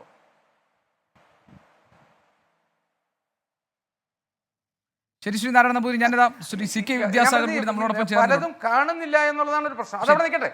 ഞാൻ പറഞ്ഞത് ഒന്ന്, ഈ തരത്തിലുള്ള വ്യക്തമായ പ്രീണനം ഒരു ഭാഗത്ത് നടക്കുന്നു. ഇപ്പോൾ 3 MP, രാജ്യസഭയിലേക്ക് 3 MP, 3 MP-മാരിൽ 2 പേർ CPI ഒരു മുസ്ലിം കമ്മ്യൂണിറ്റിയിൽപ്പെട്ട ആൾ വേണം സ്ഥാനാർത്ഥിയാകാനെന്നുള്ള നിലപാട്, അതിലെ മഹാഭൂരിപക്ഷം വരുന്ന ആളുകൾ പാർട്ടിയുടെ മുൻ അസിസ്റ്റന്റ് സെക്രട്ടറിയെ സ്ഥാനാർത്ഥിയാക്കണമെന്ന് മുല്ലക്കര രത്നാകരൻ അടക്കമുള്ളവർ പറയുമ്പോഴും പാർട്ടിയുടെ സംസ്ഥാന സെക്രട്ടറി നിലപാടെടുക്കുന്നത് ന്യൂനപക്ഷ വിഭാഗത്തിൽപ്പെട്ട ഒരാൾ വേണം. ശരി, നാരായണ നമ്പൂതിരി, താങ്കളുടെ ഭാഗം ഒന്ന് പറഞ്ഞു കഴിഞ്ഞാൽ ഞാൻ ശ്രീ CK വിദ്യാസാഗറിലേക്ക് പോകും. അല്ല, ഞാൻ പറഞ്ഞത് ഈ തരത്തിൽ ഒരു വളരെ നഗ്നമായ പ്രീണനം നടക്കുന്നു എന്ന തോന്നൽ കേരളത്തിലെ മഹാഭൂരിപക്ഷത്തിന് ബോധ്യം വന്നു എന്നുള്ളത് കൊണ്ടാണല്ലോ ഈ തെരഞ്ഞെടുപ്പിൽ പുന്നപ്രയിലടക്കം CPMന്റെ ശക്തി കേന്ദ്രങ്ങളിൽ CPMന് കാലാകാലങ്ങളിൽ വോട്ട് ചെയ്തിരുന്ന വിഭാഗം ഈ തെരഞ്ഞെടുപ്പിൽ മാറി ചിന്തിച്ച് BJP കൂട്ട് ചെയ്തത്. ഇപ്പോൾ MP ഗോവിന്ദൻ തെരഞ്ഞെടുപ്പ് തെരഞ്ഞെടുപ്പ് പരാജയം പഠിക്കണം എന്ന് പറയുമ്പോൾ റെജി ലൂക്കോസും സജീവനും പറഞ്ഞ പോലെ ഇത് BJPയുടെ വർഗീയ പീഡനം കൊണ്ടാണ് ഞങ്ങൾ തോറ്റതെന്ന് പറഞ്ഞാൽ വീണ്ടും ഇത് തന്നെ അവസ്ഥ വരും. യഥാർത്ഥമായി പഠിച്ചാൽ കാലങ്ങളായി അവർ നടത്തിക്കൊണ്ടിരിക്കുന്ന ഈ പ്രീണനമുണ്ടല്ലോ, കാലങ്ങളായി അവരെടുക്കുന്ന ചില സമീപനങ്ങൾ, അവർ സ്വീകരിക്കുന്ന നയങ്ങൾ, ആ നയങ്ങളും ആ സമീപനങ്ങളും കേരളത്തിലെ ഭൂരിപക്ഷത്തെ ആ പാർട്ടിയിൽ നിന്ന് ഇപ്പോൾ CPIയുടെ ഏറ്റവും വലിയ പിന്തുണ ഏത് സമൂഹമാണ്? ആ സമൂഹത്തിൽപ്പെട്ട ഒരാൾക്ക് സീറ്റ് കൊടുക്കാതെ എന്തുകൊണ്ട് മുസ്ലിമാണ് എന്നതിൻ്റെ ഒറ്റ പേരിൽ നമുക്കൊരു മുസ്ലിം കാൻഡിഡേറ്റ് വേണം, അങ്ങനെ എന്തുകൊണ്ട് തീരുമാനിക്കാൻ പറ്റുന്നു അല്ലെങ്കിൽ ചിന്തിക്കാൻ പറ്റുന്നു? ആ ചിന്തയുടെ പിന്നിൽ എന്താണ് ലക്ഷ്യം? അതാണ് വെള്ളാപ്പള്ളി നടേശൻ പറഞ്ഞത്. ഈ രാജ്യസഭാ തിരഞ്ഞെടുപ്പിലെ സ്ഥാനാർത്ഥി നിർണയം കൂടെ കഴിഞ്ഞപ്പോഴാണ് വെള്ളാപ്പള്ളി നടേശൻ പറഞ്ഞത് ഈ പിന്നോക്കക്കാർ വേലി കെട്ടുന്നവരായി വിറക് വെട്ടുന്നവരായി മാത്രം നിൽക്കേണ്ട അവസ്ഥയുണ്ടായി എന്ന് പറഞ്ഞത്. ശരി, ഏതായാലും ശ്രീ നാരായണ നമ്പൂതിരി ആ പറഞ്ഞ ഭാഗത്ത് അതായത് രാജ്യസഭാ സ്ഥാനാർത്ഥിത്വം കൂടി പ്രഖ്യാപിക്കപ്പെട്ട പശ്ചാത്തലത്തിലാണ് SNDP യോഗം ജനറൽ സെക്രട്ടറി ഈ ഒരു കാഴ്ചപ്പാട് രൂപീകരിച്ചത് എന്ന് നമുക്ക് വിശ്വസിക്കാൻ കഴിയില്ല. അതിന് ചില കാരണങ്ങളുണ്ട്. അത് ഞാൻ ഈ തുടർ ചർച്ചയിൽ ഞാൻ അത് പറയാം. ഞാൻ താങ്കളിലേക്ക് വരാം. ശ്രീ CK വിദ്യാസാഗർ. അല്ല, ആ ലേഖനത്തിൽ അങ്ങനെ പറയുന്നുണ്ടല്ലോ. അല്ലല്ല, ഉണ്ട്. അല്ല, ഞാൻ പറഞ്ഞതല്ല. ഞാൻ പറയുന്നത് അതിന് മുൻപേ തന്നെ BJPക്ക് അനുകൂലമായ ഒരു സമീപനം വെള്ളാപ്പള്ളി നടേശൻ എടുത്തിട്ടുണ്ടോ എന്ന് നമ്മൾ സംശയിക്കാവുന്ന രീതിയിൽ പ്രാണപ്രതിഷ്ഠാ ദിനത്തിൽ വിളക്കുകൾ കത്തിക്കണമെന്ന ആഹ്വാനം, ഏക സിവിൽ കോഡിനെ അനുകൂലിച്ചുകൊണ്ടുള്ള നിലപാട്, പിന്നെ അദ്ദേഹത്തിന്റെ പത്നി പ്രീതി നടേശൻ അവർ ശോഭാ സുരേന്ദ്രന്റെ തെരഞ്ഞെടുപ്പ് വേളയിൽ, പ്രചാരണ വേളയിൽ പാർട്ടി മാറി മരിച്ചാൽ മാത്രമേ കേരളത്തിന് രക്ഷപ്പെടാൻ സാധിക്കൂ എന്ന് പറഞ്ഞത് ഒക്കെ എന്ത് ലക്ഷ്യം വെച്ചുകൊണ്ടുള്ളതാണ് എന്ന ചോദ്യമുണ്ട്. ഞാൻ അതിലേക്ക് വരാം. അതുകൊണ്ടാണ് ഞാൻ പറഞ്ഞത് that is A point two B discussed in detail. അതുകൊണ്ടാണ് ഞാൻ അതിലേക്ക് വരാമെന്ന് തോന്നിയത്. അഡ്വക്കേറ്റ് CK വിദ്യാസാഗർ, രണ്ട് കാര്യങ്ങളാണ് ശ്രീ CK വിദ്യാസാഗർ എനിക്ക് താങ്കളുടെ മറുപടിയായി ഞാൻ ആഗ്രഹിക്കുന്നത്. ഒന്ന്, കേരളത്തിലെ ഇടതു മുന്നണിക്ക് ഈ തെരഞ്ഞെടുപ്പിലേറ്റ കനത്ത പരാജയത്തിനും BJPക്ക് വോട്ട് വിഹിതത്തിലുണ്ടായ വലിയ വർധനവിനും ഈഴവ സമുദായത്തിലെ ഒരു വലിയ വിഭാഗം ഇടത് വിട്ട് BJPയിലേക്ക് മാറിയതാണ് എന്ന് താങ്കൾ കരുതുന്നുണ്ടോ? രണ്ട്, ഈ ചർച്ച തുടങ്ങി വെച്ചപ്പോൾ ശ്രീ A സജീവൻ പറഞ്ഞു ഈ തെരഞ്ഞെടുപ്പെല്ലാം കഴിഞ്ഞിട്ടല്ല വെള്ളാപ്പള്ളി നടേശൻ ഇത് പറയേണ്ടിയിരുന്നത്, ഫലം വന്ന ശേഷമല്ല, അതിനു മുൻപേ അദ്ദേഹം അങ്ങനെയുണ്ടെങ്കിൽ പറയണമായിരുന്നുവെന്നും. അവിടെയാണ് ഞാൻ ചോദിക്കുന്നത്, പ്രാണപ്രതിഷ്ഠാ ദിനത്തിൽ വിളക്കുകൾ കത്തിക്കണമെന്ന ആഹ്വാനത്തിലും ഏക സിവിൽ കോഡിനെ അനുകൂലിച്ചും പിന്നെ അദ്ദേഹം പ്രധാനമന്ത്രിയുമായി നടത്തിയ കൂടിക്കാഴ്ചയും ഒക്കെ BJPയിലേക്ക് അദ്ദേഹത്തിൻ്റെ കൂറുമാറുന്നതിൻ്റെ സൂചനയായി പരിഗണിക്കപ്പെടേണ്ടുന്ന എന്താ പറയുക ചിഹ്നങ്ങളായിരുന്നില്ലേ?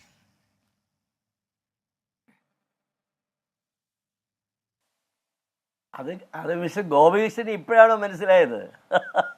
ഞങ്ങൾക്കൊക്കെ അത് വളരെ നേരത്തെ തന്നെ മനസ്സിലായ കാര്യമാണ്. അദ്ദേഹം he has decided to ditch the LDF.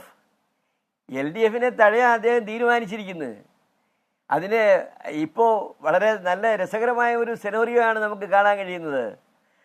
അച്ഛൻ ഒരു ഭാഗത്ത് LDFിൻ്റെയും മുഖ്യമന്ത്രി പിണറായി വിജയൻ്റെയും ഒക്കെ അടുത്ത ആളാണെന്ന ഒരു നാട്യം, അതുപോലെ മകൻ BDJSൻ്റെ പ്രചാരകനായിട്ട് അതിൻ്റെ നേതാവായിട്ട് NDAയുടെ മുഖ്യ സ്പോക്സ്മാനായിട്ടൊക്കെ നടക്കുന്നു.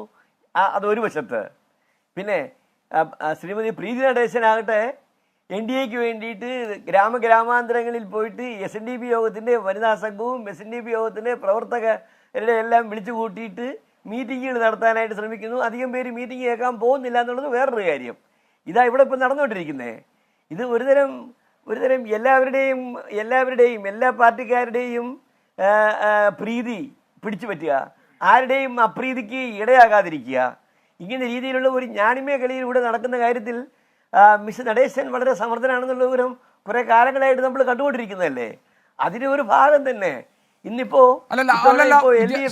വിദ്യാസാഗർ, അവിടെ ഞാൻ ഒറ്റ കാര്യം ചോദിച്ചോട്ടെ. അതായത് താങ്കൾ പറയുന്നത് വെള്ളാപ്പള്ളി നടേശൻ സീമിംഗ്ലി, അതായത് പിണറായി വിജയനും ഇടതുപക്ഷത്തിനൊപ്പം, മകൻ തുഷാർ വെള്ളാപ്പള്ളി BDJSന്റെ ഭാഗമായി NDAക്കൊപ്പം, അങ്ങനെ ഒരു ബാലൻസിങ് ആക്ട് ആണ് കേരളത്തിൽ ഇവർ നടത്തിക്കൊണ്ടിരുന്നതെങ്കിൽ ഇപ്പോൾ നിരുപാധികം ആ പ്രീണനം അല്ലെങ്കിൽ ആശ്രിതത്വം BJPയിലേക്ക് മാറിയിരിക്കുന്നു എന്നതിൻ്റെ സൂചനയാണ് ഇപ്പോൾ ഈ കണ്ടെത്തലുകൾ എന്നാണോ താങ്കൾ പറയുന്നത്? That's almost correct. ഏറെക്കുറെ ആ രീതിയിൽ തന്നെ ഇത് അങ്ങോട്ടേക്കാണ് പോകുന്നത് എന്നുള്ളതിനെ പറ്റിയിട്ട് ഏറെക്കുറെ it was all on the walls. ഇപ്പോൾ അത് കുറച്ചുകൂടെ സ്പഷ്ടമായിരിക്കുന്നു എന്നുള്ളതേ ഉള്ളൂ. പിന്നെ ഒരു കാര്യം അദ്ദേഹം പറഞ്ഞതിൽ കുറച്ച് കാര്യമുണ്ട്. ഞങ്ങളൊക്കെ പണ്ടുപോലെ പറയുന്നതാണ്, അതായത് കേരളത്തിലെ ഈഴവ കമ്മ്യൂണിറ്റി ഉൾപ്പെടെയുള്ള പിന്നോക്ക അധസ്ഥിത വിഭാഗങ്ങൾക്ക് അവർക്ക് they don't get A deserving political space, അർഹമായ ഒരു രാഷ്ട്രീയ ഇടം കേരള രാഷ്ട്രീയത്തിൽ ലഭിക്കുന്നില്ല എന്നുള്ള ഒരു പരിവേദനം പണ്ട് മുതലേ ഒരു പരാതി ഞങ്ങൾക്കെല്ലാം ഉള്ളതാണ്. അതിന് കാരണങ്ങൾ പലതുണ്ട്. അതിൻ്റെ കാരണത്തിൽ ഒരു കാരണം ഒരുപക്ഷെ ഇവിടെ മൈനോറിറ്റീസിൻ്റെ പൊളിറ്റിക്കൽ കൺസോളിഡേഷൻ കുറെ കൂടി സ്ട്രോങ് ആണ്. അപ്പോൾ ഈ ശക്തമായ പൊളിറ്റിക്കൽ കൺസോളിഡേഷനുള്ള മൈനോറിറ്റി കമ്മ്യൂണിറ്റീസിൻ്റെ സമ്മർദ്ദങ്ങളൊക്കെ വരുമ്പോൾ സ്വാഭാവികമായിട്ടും ആ രീതിയിൽ പൊളിറ്റിക്കലി കൺസോളിഡേറ്റഡ് അല്ലാത്ത ഈഴവ കമ്മ്യൂണിറ്റിയും മറ്റ് പിന്നോക്ക അധസ്ഥിത വിഭാഗങ്ങളെയൊക്കെ സംബന്ധിച്ചിടത്തോളം അതൊക്കെ കുറച്ച് തഴയപ്പെടാനും മാർജിനലൈസ് പോകാനും ഒക്കെ അവസരമാകുന്നുണ്ട്. അത് കേരളത്തിലെ അസംബ്ലിയിലെ രാഷ്ട്രീയ പ്രാതിനിധ്യം കമ്മ്യൂണിറ്റികളുടെ ഒക്കെ ഒന്ന് നോക്കിയാലും ഏറെക്കുറെ മനസ്സിലാകും. എന്തിനാണ് BDJS പോയിട്ട് NDAക്കൊപ്പം നിന്നത്?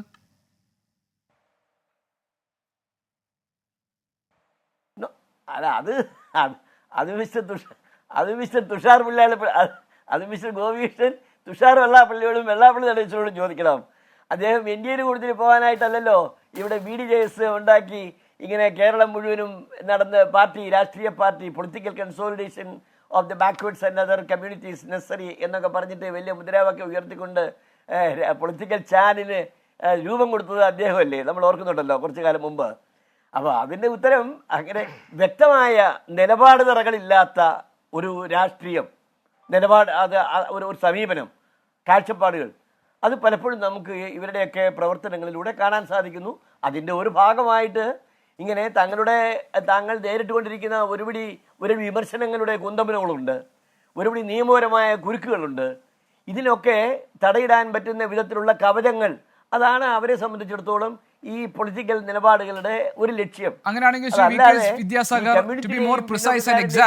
ഞാൻ ആ ഒരു പോയിന്റിലേക്ക് വരികയാണ്. ഈ ചർച്ച ഞാൻ കൊണ്ടുവരികയാണ്, അതിന് താങ്കൾ ഒരു മറുപടി പറയും ഞാൻ പ്രതീക്ഷിക്കുന്നു. അതായത് ഈ തെരഞ്ഞെടുപ്പിൽ ഇടത് മുന്നണിക്കേറ്റ തിരിച്ചടിയിൽക്ക് കാരണമായി പറയാവുന്ന ഒരു കാരണം അത് ഈഴവ വിഭാഗങ്ങളിലെ വോട്ടുകൾ പലയിടങ്ങളിലും BJP മുന്നണിയിലേക്ക് മറഞ്ഞിട്ടുണ്ടെങ്കിൽ അത് സ്വാഭാവികമായി സംഭവിച്ചതല്ല, അത് ഏതെങ്കിലും ഒരു മത ന്യൂനപക്ഷ വിഭാഗങ്ങളോടുള്ള പ്രീണനത്തിന്റെ ഭാഗമായി സംഭവിച്ചതല്ല, അത് വെൽ കാൽക്കുലേറ്റഡ് മൂവ്, നേരത്തെ മുൻകൂട്ടി നിശ്ചയിച്ച തീരുമാനപ്രകാരം ആഹ്വാനപ്രകാരം സംഭവിച്ചതാണ്. അതിന് പിന്നിൽ വെള്ളാപ്പള്ളി നടേശൻ തന്നെയുണ്ട് എന്ന് താങ്കൾ സമ്മതിക്കുമോ?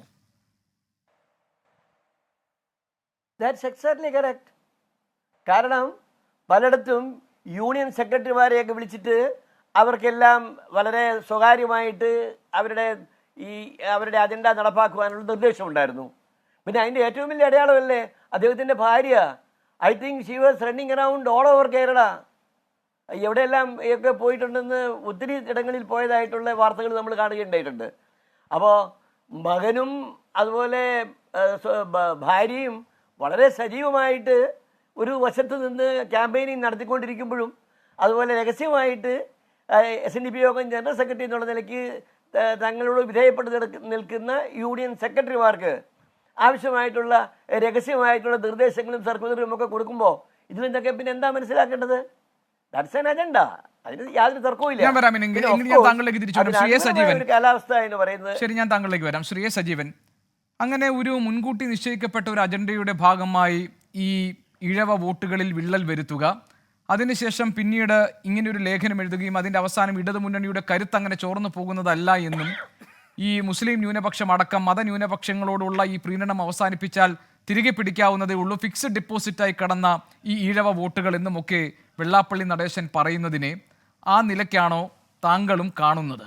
അതല്ല, ഇതിൽ ഗുരുതരമായ ചില പ്രശ്നങ്ങളുണ്ട്, ഇടതു മുന്നണി തിരുത്തേണ്ട ചില നയസമീപനമുണ്ട്, CPM-ഉം CPI-യും ഒക്കെ അവരുടെ അസ്തിത്വത്തിന് വേണ്ടി പോരാടുകയാണ് എന്ന കാഴ്ചപ്പാട് താങ്കൾക്കുണ്ടോ? തീർച്ചയായിട്ടും താങ്കൾ രണ്ടാമത് പറഞ്ഞതിനോട് ഞാൻ പൂർണ്ണമായിട്ട് യോജിക്കുന്നു. ഇടതുപക്ഷ മുന്നണിയുടെ ഭാഗത്തുണ്ടായ കുറേ വീഴ്ചകൾ, അവർ പല നേതാക്കന്മാരുടെയും പെരുമാറ്റം ഉൾപ്പെടെയുള്ള കാര്യങ്ങളിൽ ഞാൻ വ്യക്തിപരമായിട്ട് അതൊന്നും പറയുന്നില്ല.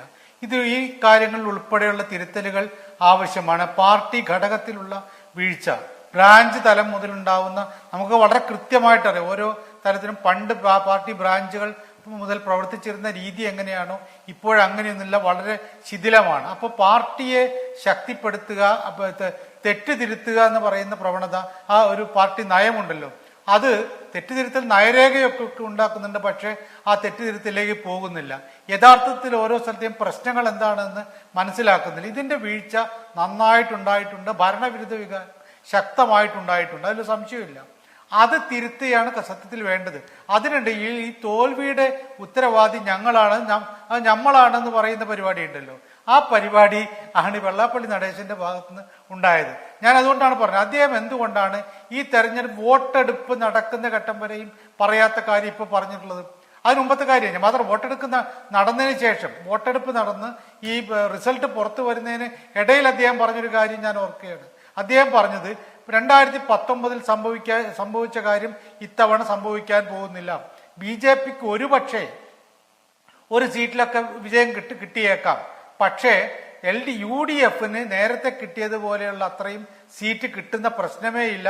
LDF ഒരു 4 or 5 ഒരുപക്ഷെ അതിനേക്കാൾ കൂടുതലോ സീറ്റ് പിടിക്കുമെന്ന് വോട്ടെടുപ്പ് കഴിഞ്ഞതിന് ശേഷം ഈ റിസൾട്ട് വരുന്നതിന് മുമ്പേ വെള്ളാപ്പള്ളി നടേശൻ പറഞ്ഞത് ഞാൻ മാധ്യമങ്ങളോട് ദൃശ്യമാധ്യമങ്ങളോട് കേട്ടാണ്, താങ്കളുടെ മാധ്യമം ഉൾപ്പെടെ അത് റിപ്പോർട്ട് ചെയ്തുള്ള കാര്യമാണ്. അപ്പോൾ സ്വാഭാവികമായിട്ടും അങ്ങനെ പറഞ്ഞൊരാൾ ഇപ്പോഴെന്താ പ്ലേറ്റ് മാറ്റുന്നത്? അപ്പൊ ഇതിന് പിന്നെ ഒരു കാര്യം, ഇപ്പൊ എല്ലാവരും പറഞ്ഞ ഇപ്പൊ വിദ്യാസാഗറോട് പറഞ്ഞല്ലോ, ഈ പ്രീതി നടേശൻ എല്ലാ സ്ഥലത്തും പോയിട്ടുണ്ട്. അതിന് ആലപ്പുഴയിലാണ് അവർ കാര്യമായിട്ട് പ്രവർത്തിച്ചത്. അതിനെന്താ കാരണം? വെള്ളാപ്പള്ളി നടേശന്റെ ഏറ്റവും കടുത്ത ശത്രുവായിട്ടുള്ള ഗോകുലം ഗോപാലിനെതിരെ അവിടെ ശോഭാ സുരേന്ദ്രൻ കുറച്ചു കാലമായിട്ട് നടത്തുന്ന വിമർശനങ്ങൾ, അതിരൂക്ഷമായ വിമർശനങ്ങൾ നമുക്കറിയാം. അതിന് യാഥാർത്ഥ്യങ്ങളിലേക്കും മറ്റു പ്രശ്നങ്ങളിലേക്ക് ഞാൻ പോകുന്നില്ല. അങ്ങനെ ഒരാൾ ശത്രുവിന്റെ ശത്രു മിത്രം എന്ന് പറഞ്ഞ പോലെ അത്രയും ശക്തമായ രൂപത്തിൽ ഗോകുലം ഗോപാലിനെതിരെ പോരാടുന്നതിന്റെ പേരിലാണ് ശോഭാ സുരേന്ദ്രൻ അങ്ങനെ ഒരു നേട്ടം ഉണ്ടായത്. ഇനി വെള്ളാപ്പള്ളി നടേശൻ പറയുന്ന പോലെ ഈഴവാദി വോട്ടുകൾ മുഴുവൻ അപ്പുറത്തേക്ക് പോവുകയാണ്. കോട്ടയം പാർലമെന്റ് നിയോജക മണ്ഡലത്തിൽ 2 ക്രിസ്ത്യൻ വോട്ടാണല്ലോ. മാത്രമല്ല BJPയുടെ പിന്തുണ കിട്ടുമ്പോൾ സ്വാഭാവികമായിട്ടും ക്രിസ്ത്യൻ വോട്ട് കുറെ കൂടി ഇങ്ങോട്ട് കിട്ടേണ്ടതാണ്. അവിടെയുള്ള ബാക്കി വോട്ടുകൾ, മുസ്ലിം വോട്ട് പോട്ടെ, ബാക്കിയുള്ള ഹിന്ദു വോട്ടുകളുടെ കൺസോളിഡേഷൻ, പ്രത്യേകിച്ച് അവിടെ നല്ല ശക്തമായ ഈഴവ സ്വാധീനമുള്ള സ്ഥലമാണ് കോട്ടയം. അവിടെ എന്തുകൊണ്ട് തുഷാർ വെള്ളാപ്പള്ളിക്ക് ഇപ്പറഞ്ഞ രൂപത്തിൽ ഒരു പിടിച്ചുകുലുക്കൽ നടത്താൻ പറ്റിയില്ല? അദ്ദേഹത്തിന് അങ്ങനെയൊന്നും നേട്ടമുണ്ടാക്കാൻ പറ്റിയില്ല. അപ്പൊ സ്വാഭാവികമായിട്ടും ഇതാണ്. മാത്രമല്ല 2016 മുമ്പ് ഇവിടെ ഉണ്ടായിരുന്ന പ്രശ്നം, ഇവിടെ പിണറായി വിജയൻ മുഖ്യമന്ത്രി ആവുന്നതിന് തൊട്ട് മുമ്പത്തെ കാലം, അദ്ദേഹം പാർട്ടി സെക്രട്ടറി ആയിരുന്ന കാലത്ത് അതിരൂക്ഷമായിട്ട് CPM-നെ വിമർശിച്ചിരുന്നു. അത് ശ്രീനാരായണ ഗുരുവായിട്ട് ബന്ധപ്പെട്ട ചില കാര്യങ്ങളിൽ പിണറായി ഉൾപ്പെടെയുള്ള കാര്യങ്ങൾ ആളുകൾ പറഞ്ഞപ്പോൾ അതിരൂക്ഷമായിട്ട് വിമർശിച്ചു. ഞാനത് ഓർക്കുന്നു. അതുമായി ബന്ധപ്പെട്ട് ഞാനൊരു പുസ്തകം ആ കാലത്ത് എഴുതിയിരുന്നു. അത് പിണറായി എന്നെ പ്രകാശനം ചെയ്യാൻ വന്നിട്ടുള്ളത് ഇവർക്ക് മറുപടി കൊടുക്കാൻ വേണ്ടിയിട്ടായിരുന്നു. അപ്പൊ സ്വാഭാവികമായിട്ടും അങ്ങനെ ഉണ്ടായിട്ടുള്ള ആള് പിന്നീട് എങ്ങനെയാണ് പിണറായിയുടെ വളരെ അടുത്ത ആളായിട്ട് വരുമെങ്കിൽ അദ്ദേഹം അതിന് സഹായകമായിട്ടുള്ള നിലപാട്, LDFന് സഹായകമായിട്ട് നിലപാട് എടുത്തത്. അതാണ് മാറ്റം അങ്ങോട്ടുണ്ട്. അതിന് കാരണം ആ സമയത്ത് ഈ മൈക്രോ ഫിനാൻസുമായിട്ട് ബന്ധപ്പെട്ട ചില കേസുകളും മറ്റു കാര്യങ്ങളും നമുക്കറിയാം. ആ സമയം വന്നപ്പോൾ അദ്ദേഹം LDFന്റെ ഭാഗമായി. ഇത്തവണ ഞാൻ പറയാം, ഈ തെരഞ്ഞെടുപ്പിന്റെ വോട്ടെടുപ്പ് കഴിഞ്ഞതിന് ശേഷവും ഈ LDFന് കുറെ കൂടി സീറ്റ് കിട്ടും എന്ന് പറഞ്ഞ ആൾക്ക് അപ്പോഴറിയില്ലായിരുന്നു ഇവിടെ മുസ്ലിം പ്രീണനം കുറെ കാലമായിട്ടുണ്ട് എന്ന്. മാത്രമല്ല 2019 ലോക്സഭാ തെരഞ്ഞെടുപ്പിന് ശേഷം 2021 ഇതേ മുസ്ലിം പ്രീണനം അതിശക്തമായിട്ട് നടത്തുകയും EK സുന്നികൾ ഉൾപ്പെടെ പിണറായിക്ക് പിന്തുണ പ്രഖ്യാപിക്കുകയും ചെയ്തത് ആ പ്രീണനത്തിന്റെ ഭാഗമാണ്. പക്ഷെ അവിടെ ഒരു ചെറിയ കാര്യം സജീവൻ, ഈ മുസ്ലിം പ്രീണനം എന്നത് മുന്നണികൾ നടത്തുന്നുണ്ട് എന്നത് വെള്ളാപ്പള്ളി നടേശന് വളരെ കൺസിസ്റ്റന്റ് ആയിട്ട് ഉണ്ടായിരുന്ന ഒരു നിലപാടാണ്. താങ്കൾക്ക് നന്നായിട്ട് അറിയാമല്ലോ. കാരണം അദ്ദേഹം ഇത് UDFന്റെ ഈ 5ാം മന്ത്രി വിവാദത്തിന്റെ സമയത്ത്, അതുപോലെ തന്നെ സർവകലാശാലകളെ വൈസ് ചാൻസലർമാരുടെ നിയമനത്തിന്റെ കാര്യത്തിൽ, അങ്ങനെ പല പല സ്ഥാനങ്ങൾ കൊടുക്കുന്ന കാര്യങ്ങളിൽ, പരിഗണനകളുടെ കാര്യത്തിലൊക്കെ ഈഴവ സമുദായത്തെ പിന്നാക്കം നിർത്തുന്നു, അവരെ പരിഗണിക്കുന്നേയില്ല എന്നത് അദ്ദേഹത്തിന്റെ വളരെ കൺസിസ്റ്റന്റ് ആയിട്ട് അദ്ദേഹം മുന്നോട്ട് പറഞ്ഞുകൊണ്ടേയിരിക്കുന്ന ആവലാതികളും നിലപാടും തന്നെയാണ്. ആ കാര്യത്തിൽ അദ്ദേഹത്തിന് വലിയ മാറ്റമൊന്നും സംഭവിച്ചില്ല. പക്ഷെ ഇങ്ങനെയാണോ ഇത് വിലയിരുത്തപ്പെടേണ്ടതെന്ന കാര്യത്തിലാണ് പിന്നീട് ഈ പുതിയ ചില നിരീക്ഷണങ്ങളൊക്കെ അവതരിപ്പിച്ചത്. തീർച്ചയായിട്ടും ഞാൻ പറഞ്ഞ അദ്ദേഹത്തിന് മുസ്ലിം വിഭാഗത്തോടുള്ള ഒരു എതിർപ്പ് അത് ശക്തമാണ്. അത് പറയാം. കാരണം ഇത് ഈഴവർക്ക് കിട്ടേണ്ട കാര്യങ്ങൾ വേണ്ടത്ര കിട്ടുന്നില്ല എന്നുള്ളൊരു പരാതി. മാത്രമല്ല SNDP യോഗത്തിന്റെ SN ട്രസ്റ്റിന്റെ കീഴിലുള്ള സ്ഥാപനങ്ങളുടെ മറ്റു സ്ഥാപനങ്ങൾക്ക് വേണ്ട പരിഗണന കൊടുക്കുന്ന MES-നോ MSS-നോ മറ്റുള്ള നേരത്തെ പറഞ്ഞിട്ടുള്ളത് പരിഗണന, അതപ്പോ സ്വാഭാവികമായിട്ട് അങ്ങനെയുള്ള ഒരു ഘട്ടത്തിൽ ഇങ്ങനെയൊക്കെ സംഭവിക്കാം. അത് പക്ഷെ അതിന്റെ അർത്ഥം LDFന്റെ തോൽവിക്ക് കാരണം ഞങ്ങൾ വളരെ കൃത്യമായിട്ട് ബോധപൂർവം ഉണ്ടാക്കിയ ഒന്നാണ് എന്ന് അദ്ദേഹം പറയുന്നതിന്റെ പിന്നാലെ നമ്മൾ പോകുന്നത് അത് ശരി.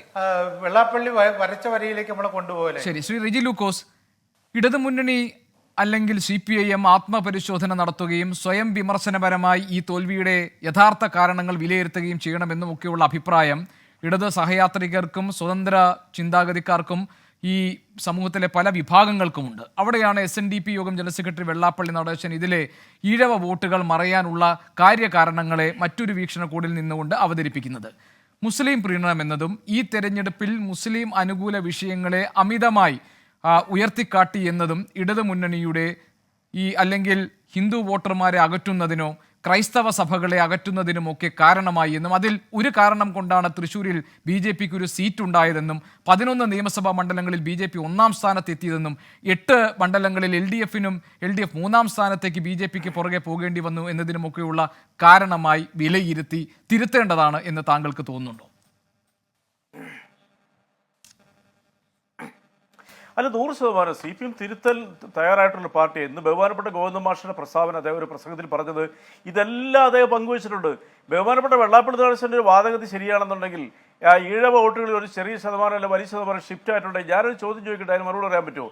BDJS മത്സരിച്ച നിയോജകമണ്ഡലത്തിൽ അവർക്ക് കിട്ടിയ വോട്ട് ഷെയർ എത്രയാണ്? ഗോപീഷ് അറിയാമല്ലോ, ഈ പാനലുള്ള എല്ലാവർക്കും അറിയാമല്ലോ. BDJSന് പ്രത്യേകിച്ച് ഈഴവ കമ്മ്യൂണിറ്റിക്ക് 4 ലക്ഷത്തിന് മുകളിൽ വോട്ടുള്ളതാണ് കോട്ടയം പാർലമെന്റ് നിയോജകമണ്ഡലം. എത്ര വോട്ട് പിടിച്ചു? അപ്പോൾ BJP ഇവരെ വഞ്ചിക്കുമായിരുന്നു. BJPയുടെ വോട്ട് വേറെ എങ്ങോട്ടും പോയോ ഈ പറയുന്ന 4 മണ്ഡലങ്ങളിൽ? അപ്പോൾ അതിൽ നിന്ന് വളരെ വ്യക്തമല്ലേ ശ്രീനാരായണ ഗുരുദേവന്റെ ആശയങ്ങളിൽ വിശ്വസിക്കുന്ന ലോകത്തിലെ മുഴുവൻ മലയാളികൾ വിശ്വസിക്കുന്ന അദ്ദേഹത്തിന്റെ അനുയായികളൊന്നും ഈ പറഞ്ഞ രീതിയിലൊന്നും CPMനെ വിട്ടൊന്നും പോയിട്ടില്ല. ഏറ്റവും ഒരു ഉദാഹരണമാണ് ഈ 4 നിയോജകമണ്ഡലത്തിലെ വോട്ട് ഷെയർ എന്ന് പറയുന്നത്. അപ്പോൾ അങ്ങനെയാണെന്നുണ്ടെങ്കിൽ അവർ ഏറ്റവും കൂടുതൽ ഇതിന്റെ ഈ ഈഴവ സമൂഹത്തിന്റെ വോട്ട് മാറിയെങ്കിൽ അതിന് ഗുണഭോക്താക്കളാക്കേണ്ടത് ഈ 4 നിയോജകമണ്ഡലത്തിലെ BDJSന്റെ സ്ഥാനാർത്ഥികളില്ലേ? സംസ്ഥാന പ്രസിഡന്റിന് അദ്ദേഹം തന്നെ ചോദിച്ചു വാങ്ങിച്ചാന്ന് പറഞ്ഞത് കോട്ടയത്ത്. അവർ അവകാശപ്പെട്ട എത്ര ലക്ഷം വോട്ടാണെന്നറിയാം? ഞങ്ങൾക്ക് അറിയാം, അതുപോലെ ചർച്ച പറയണമെന്നുള്ളത് മാത്രമേ ഉള്ളൂ. നേരത്തെ ഈ പറയുന്ന ബഹുമാനപ്പെട്ട വെള്ളാപ്പള്ളി നടേശന്റെ ഭാര്യയും പിന്നെ അദ്ദേഹത്തിന്റെ മകന്റെ ഭാര്യയും ഈ കോട്ടയം മണ്ഡലത്തിൽ പല സ്ഥലങ്ങളിൽ കേന്ദ്രീകരിച്ച് പ്രവർത്തിച്ചു. അവരവിടെയൊക്കെ പറഞ്ഞ വാക്കുകളൊക്കെ ഞങ്ങൾക്കറിയാം. ഞാനതൊന്നും ചർച്ചയിലിട്ട് അലക്കാനായിട്ട് ആഗ്രഹിക്കുന്നില്ല. അങ്ങനെയൊക്കെ കേട്ടെങ്കിൽ ഈ സമൂഹം ഏറ്റവും കൂടുതൽ വോട്ട് നൽകി ഈ പറയുന്ന ഇദ്ദേഹത്തിനെ വലിയ രീതിയിലുള്ള ഒരു പരിവേഷം ചാർത്തേണ്ടല്ലായിരുന്നോ? അത് നടന്നില്ലല്ലോ. കേരളത്തിൽ ന്യൂനപക്ഷ പ്രീണനാണെന്നുണ്ടെങ്കിൽ ഞാനൊരു കാര്യം ചോദിക്കട്ടെ, ആ ആരോപണം പിന്നെ പശ്ചിമ ബംഗാളിലെടുത്ത് നമ്മളിത് പറയുമ്പോൾ ഇന്ത്യ മുഴുവൻ ഒരു വിശാലമായിട്ട് ചിന്തിക്കേണ്ടതല്ലേ? പശ്ചിമ ബംഗാളിലെ തൃണമൂൽ കോൺഗ്രസ് അവിടുത്തെ ഇടതുപക്ഷവും കോൺഗ്രസ് ഏറ്റവും കൂടുതൽ ഉന്നയിച്ച 5 വിഷയങ്ങളിലൊന്ന് CA. അങ്ങനെയാണെന്നുണ്ടെങ്കിൽ ആ വിഷയം അവിടെ ഉന്നയിച്ചതിന്റെ പേരിൽ അതിനെതിരായിട്ട് വോട്ട് ചെയ്യണമെന്നുണ്ടെങ്കിൽ BJPക്ക് അല്ലേ അവിടെ ഏറ്റവും കൂടുതൽ സീറ്റ് കിട്ടേണ്ടത്? BJP നിലവിലുള്ളതിനേക്കാൾ പകുതി സീറ്റ് കുറഞ്ഞില്ലേ തൃണമൂൽ കോൺഗ്രസിൽ ഏറ്റവും കൂടുതൽ സീറ്റ് കിട്ടിയത്? അപ്പൊ അതൊക്കെ തെറ്റായ വാദഗതികളാണ്. ന്യൂനപക്ഷങ്ങൾ അല്ല, എനിക്കൊരു കാര്യം പറയാനുണ്ട്.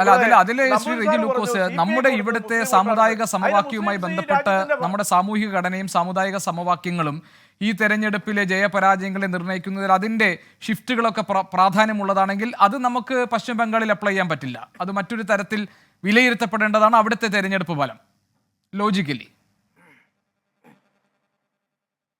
അല്ല, അതിനോട് ഞാൻ യോജിക്കുന്നു, ഒരു പരിധിവരെ യോജിക്കുന്നു. പക്ഷേ ഈ പറയുന്ന മുസ്ലിം പ്രീണനമാണെന്നുണ്ടെങ്കിൽ ഈ NDA എന്ന് പറയുന്ന മുന്നണി പിന്നെ BJPക്ക് ഭൂരിപക്ഷം കിട്ടാതെ കണ്ട് ഇന്നിപ്പോൾ വിരുദ്ധമായിട്ടുള്ള 2-3 ഘടകകക്ഷികളുടെ ഔദാര്യത്തിൽ ഭരണത്തിലേക്ക് കയറേണ്ട വല്ല ആവശ്യമുണ്ടായിരുന്നോ?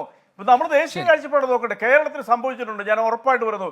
കേരളത്തിൽ ഈ പറയുന്ന ദുഷ്പ്രചരണങ്ങൾ ചേതാനം ഏരിയയിൽ സംഭവിച്ചിട്ടുണ്ട്, ഞങ്ങൾക്കറിയാം. അത് തിരുത്തും പാർട്ടി. അതിൽ ജനങ്ങൾ ബോധവാന്മാരാവും. ഇവരെ പോലെ അങ്ങനെയാണ് ഞാൻ ചോദിക്കട്ടെ, BJPക്ക് ഇവിടെ വോട്ട് ഷെയറിൽ എത്ര വർധനയുണ്ട്? കേവലം 5% മാത്രമേ വർധനയുള്ളൂ.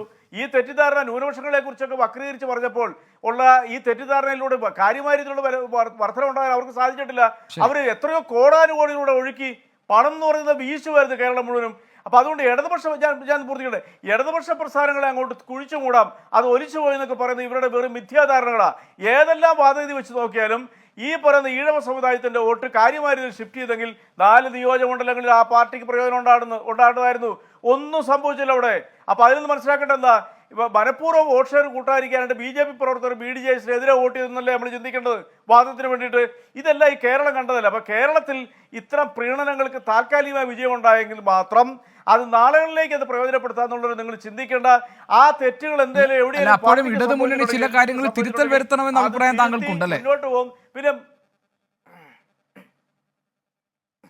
അല്ല എനിക്ക് നല്ല മുന്നണിയെ സ്നേഹിക്കുന്ന നല്ലൊരു വിഭാഗം ജനത്തിനും തെറ്റുകളുണ്ട് തിരുത്തണമെന്നുള്ള അഭിപ്രായക്കാരാ. അല്ലാണ്ട് തെറ്റിനെയല്ല ശരിയെന്ന് പറയുന്നവരല്ലേ ഞങ്ങൾ. ഇടപെടുകയാണ്. അതിന് മുമ്പ് ഞാൻ പ്രേക്ഷകരോട് ഒരു കാര്യം, പ്രധാനപ്പെട്ട ഒരു വിവരം കൂടി കൈമാറട്ടെ. കുവൈറ്റിലേക്ക് പോകാൻ വേണ്ടി യാത്ര തിരിച്ച ആരോഗ്യമന്ത്രിക്ക് കുവൈറ്റിലേക്ക് യാത്ര പുറപ്പെടാൻ കഴിഞ്ഞിട്ടില്ല. അതിനൊരു പ്രധാനപ്പെട്ട കാരണം കേന്ദ്രം അനുമതി നൽകിയിട്ടില്ല എന്നതാണ്. ആരോഗ്യമന്ത്രി വീണ ജോർജ് അല്പം മുൻപ് മാധ്യമങ്ങളോട് സംസാരിച്ചപ്പോൾ പറഞ്ഞത് പൊളിറ്റിക്കൽ ക്ലിയറൻസ് കിട്ടിയിട്ടില്ല എന്നതാണ്. ഏതായാലും ഈ കാര്യത്തിൽ നമുക്ക് കൂടുതൽ വിവരങ്ങൾ വരാനിരിക്കുന്നതേ ഉള്ളൂ. കുവൈറ്റിലേക്കുള്ള മന്ത്രി വീണ ജോർജിന്റെ യാത്ര മുടങ്ങി. കേന്ദ്ര സർക്കാർ പൊളിറ്റിക്കൽ ക്ലിയറൻസ് നൽകിയിട്ടില്ല എന്ന് മന്ത്രി വീണ ജോർജ് വിശദീകരിക്കുന്നു. വിമാനത്താവളത്തിൽ ഇപ്പോഴും മന്ത്രി തുടരുകയുമാണ്. ഞങ്ങളുടെ പ്രതിനിധി ശ്യാംകുമാർ ഉണ്ട് കൊച്ചിയിൽ നിന്ന് വിവരങ്ങളുമായി. ശ്യാം അതിന്റെ വിശദാംശങ്ങൾ നൽകും. ഏതാണ്ട് കുറെ നേരമായി ആരോഗ്യമന്ത്രി വിമാനത്താവളത്തിൽ തുടരുകയായിരുന്നു. അല്പം മുൻപ് ആരോഗ്യമന്ത്രി മാധ്യമങ്ങളെ കാണുകയും ചെയ്തു. ഏതായാലും അവർക്ക് യാത്ര തിരിക്കാൻ കഴിഞ്ഞിട്ടില്ല. അതിന്റെ കാരണം കേന്ദ്രം അനുമതി നൽകിയിട്ടില്ല എന്നുള്ളതാണ്. പ്രധാനപ്പെട്ട ഒരു വാർത്തയിലേക്കും വിവരങ്ങളിലേക്കുമാണ് നമ്മൾ കടക്കുന്നത്. കുവൈറ്റിലേക്കുള്ള ആരോഗ്യമന്ത്രി വീണ ജോർജിന്റെ യാത്ര മുടങ്ങി. കേന്ദ്ര സർക്കാർ പൊളിറ്റിക്കൽ ക്ലിയറൻസ് നൽകിയില്ല എന്നാണ് മന്ത്രി അറിയിച്ചിരിക്കുന്നത്. വിമാനത്താവളത്തിൽ മന്ത്രി തുടരുകയാണ്. ശ്യാംകുമാർ ഉണ്ട് കൊച്ചിയിൽ നിന്ന് വിവരങ്ങൾ നൽകാൻ. ശ്യാം, എനിക്ക് തോന്നുന്നു ഏതാണ്ട് കുറച്ച് മണിക്കൂറുകളായി മന്ത്രി നെടുമ്പാശ്ശേരി വിമാനത്താവളത്തിൽ എത്തിയിട്ട് എന്താണ് യാത്ര മുടങ്ങാൻ കാരണം? എന്താണ് മന്ത്രി പറയുന്നത്? ഇന്ന് രാത്രി 7:40 മന്ത്രി വീണ ജോർജ് വിമാനത്താവളത്തിൽ എത്തിയത്. അവിടെ നിന്ന് കുവൈറ്റിലേക്ക് പോകുന്നതിനായിരുന്നു അവർ വിമാനത്താവളത്തിൽ എത്തിയത്. അവിടെ മാധ്യമങ്ങളോട് പറഞ്ഞതും മറ്റൊരുക്കങ്ങളെല്ലാം പൂർത്തിയായി സംസ്ഥാന സർക്കാരിന്റെ പ്രതിനിധിയായി താൻ കുവൈറ്റിലേക്ക് പോകുന്നുവെന്നാണ്. എന്നാൽ വിമാനത്താവളത്തിലെത്തിയ മന്ത്രിയോട് യാത്രയ്ക്ക് അനുമതിയില്ല എന്ന IB ഉദ്യോഗസ്ഥർ അറിയിക്കുകയായിരുന്നു. സെൻട്രൽ IB ഉദ്യോഗസ്ഥരാണ് ഇക്കാര്യം അറിയിച്ചത്. കേന്ദ്ര സഹമന്ത്രി അവിടെ ഉള്ളതിനാൽ മറ്റൊരു സംസ്ഥാന മന്ത്രിക്ക് പോകാൻ കേന്ദ്രം രാഷ്ട്രീയ അനുമതി നൽകിയിട്ടില്ല എന്നുള്ളതാണ് മന്ത്രിയെ അറിയിച്ചത്. ഇതോടുകൂടി മന്ത്രി വിമാനത്താവളത്തിൽ തുടരുകയാണ്. കേന്ദ്രത്തിൽ നിന്നും അനുമതി ലഭിക്കാത്തതിനാൽ തന്റെ യാത്ര റദ്ദാക്കിയത് മന്ത്രി 24 പറയുകയും ചെയ്തിട്ടുണ്ട്. നിലവിൽ മന്ത്രി വിമാനത്താവളത്തിലുണ്ട്. 23 പേരാണ് കേരളത്തിൽ നിന്ന് കുവൈറ്റിൽ മരിച്ചത്. ഇവരുടെ മരണവുമായി ബന്ധപ്പെട്ട് പരിക്കേറ്റവരുമായി ആശയവിനിമയം നടത്തുന്നതിനും മരിച്ചവരുടെ മൃതദേഹങ്ങൾ കൊണ്ടുവരുന്നതിനുള്ള നടപടികൾ പൂർത്തീകരിക്കുന്നതിനുമാണ് മന്ത്രി യാത്ര നിശ്ചയിച്ചിരുന്നത്. സംസ്ഥാന സർക്കാർ പ്രതിനിധിയായിട്ടാണ് ഇന്ന് യാത്ര നിശ്ചയിച്ചത്. ആ യാത്രയാണ് കേന്ദ്ര അനുമതി ഇല്ലാത്തതിനാൽ ഇപ്പോൾ റദ്ദാക്കപ്പെട്ടിരിക്കുന്നത്. മന്ത്രി വിമാനത്താവളത്തിൽ IB ഉദ്യോഗസ്ഥരാണ് യാത്രയ്ക്ക് അനുമതിയില്ല, അതിനാൽ യാത്ര പോകാൻ സാധിക്കില്ല എന്ന് അറിയിച്ചത് എന്നുള്ളതാണ് മന്ത്രി തന്നെ വ്യക്തമാക്കിയിരിക്കുന്നത്. ശരി ശ്യാം, യാത്ര റദ്ദാക്കിയിരിക്കുകയാണോ? അപ്പോൾ ഇനി പോകണ്ടെന്ന് തീരുമാനിച്ചിട്ടുണ്ടോ? അതോ അനുമതി കിട്ടാനുള്ള സാധ്യതകൾ എന്താണ് എന്ന് നോക്കുകയാണോ? എന്താണ് മന്ത്രി നെടുമ്പാശ്ശേരി വിമാനത്താവളത്തിൽ തുടരുന്നതിന്റെ ഉദ്ദേശം? നിലവിൽ മന്ത്രി അവിടെ തുടരുകയാണ്. ഏതായാലും കുവൈറ്റിലേക്ക് പോകാനായിട്ട് കേന്ദ്ര സർക്കാരിന്റെ അനുമതി ലഭിക്കില്ല എന്നുള്ള വിവരം മന്ത്രി അറിയിച്ചിട്ടുണ്ട്. ഈ സാഹചര്യത്തിലാണ് മന്ത്രി നിലവിൽ ഇപ്പോൾ അവിടെ തുടരുന്നത്. ഇനി മറ്റേതെങ്കിലും മാർഗത്തിൽ പ്രൈവറ്റ് യാത്രയായിട്ട് പോകാൻ സാധിക്കുമോ എന്നുള്ളത് പരിശോധിക്കും. അതിനുള്ള അനുമതി ലഭിക്കില്ല എന്നുള്ളതാണ് ഇപ്പോൾ മനസ്സിലാക്കുന്നത്. ഏതായാലും ആരോഗ്യമന്ത്രി വീണ ജോർജിന് കുവൈറ്റിലേക്ക് യാത്ര തിരിക്കാൻ കഴിഞ്ഞിട്ടില്ല. കേന്ദ്രം അനുമതി നൽകിയിട്ടില്ല, പൊളിറ്റിക്കൽ ക്ലിയറൻസ് കിട്ടിയിട്ടില്ല എന്നാണ് മന്ത്രി മാധ്യമപ്രവർത്തകരോട് പറഞ്ഞിരിക്കുന്നത്. നെടുമ്പാശ്ശേരി വിമാനത്താവളത്തിൽ ഏതായാലും ആരോഗ്യമന്ത്രി ഇപ്പോഴും തുടരുകയാണ്. അതിന്റെ വിശദാംശങ്ങളായിരുന്നു ശ്യാംകുമാർ നൽകിയത്. നമ്മൾ വീണ്ടും ചർച്ചയിലേക്ക്. ശ്രീനാരായണ നമ്പൂതിരി, ഈ നിലവിലെ സാഹചര്യത്തിൽ BJPയുടെ വോട്ട് വിഹിതം ഉയർത്തിയതിന് പല കാരണങ്ങളിൽ ഒന്ന് ഇഴവ വോട്ടുകളെ അടർത്തിയെടുക്കാൻ കഴിഞ്ഞു എന്നതാണെങ്കിൽ അതൊരു താൽക്കാലിക പ്രതിഭാസമാണ് എന്നാണ് SNDP യോഗം ജനറൽ സെക്രട്ടറി വെള്ളാപ്പള്ളി നടേശൻ തന്നെ പറഞ്ഞത്. അപ്പോൾ ആ BJPക്ക് ഒരു വളർച്ചയിൽ സ്ഥിരത നൽകുന്ന ഒന്നായി ഈ സംഭാവനകളെ കാണാൻ കഴിയില്ലല്ലോ.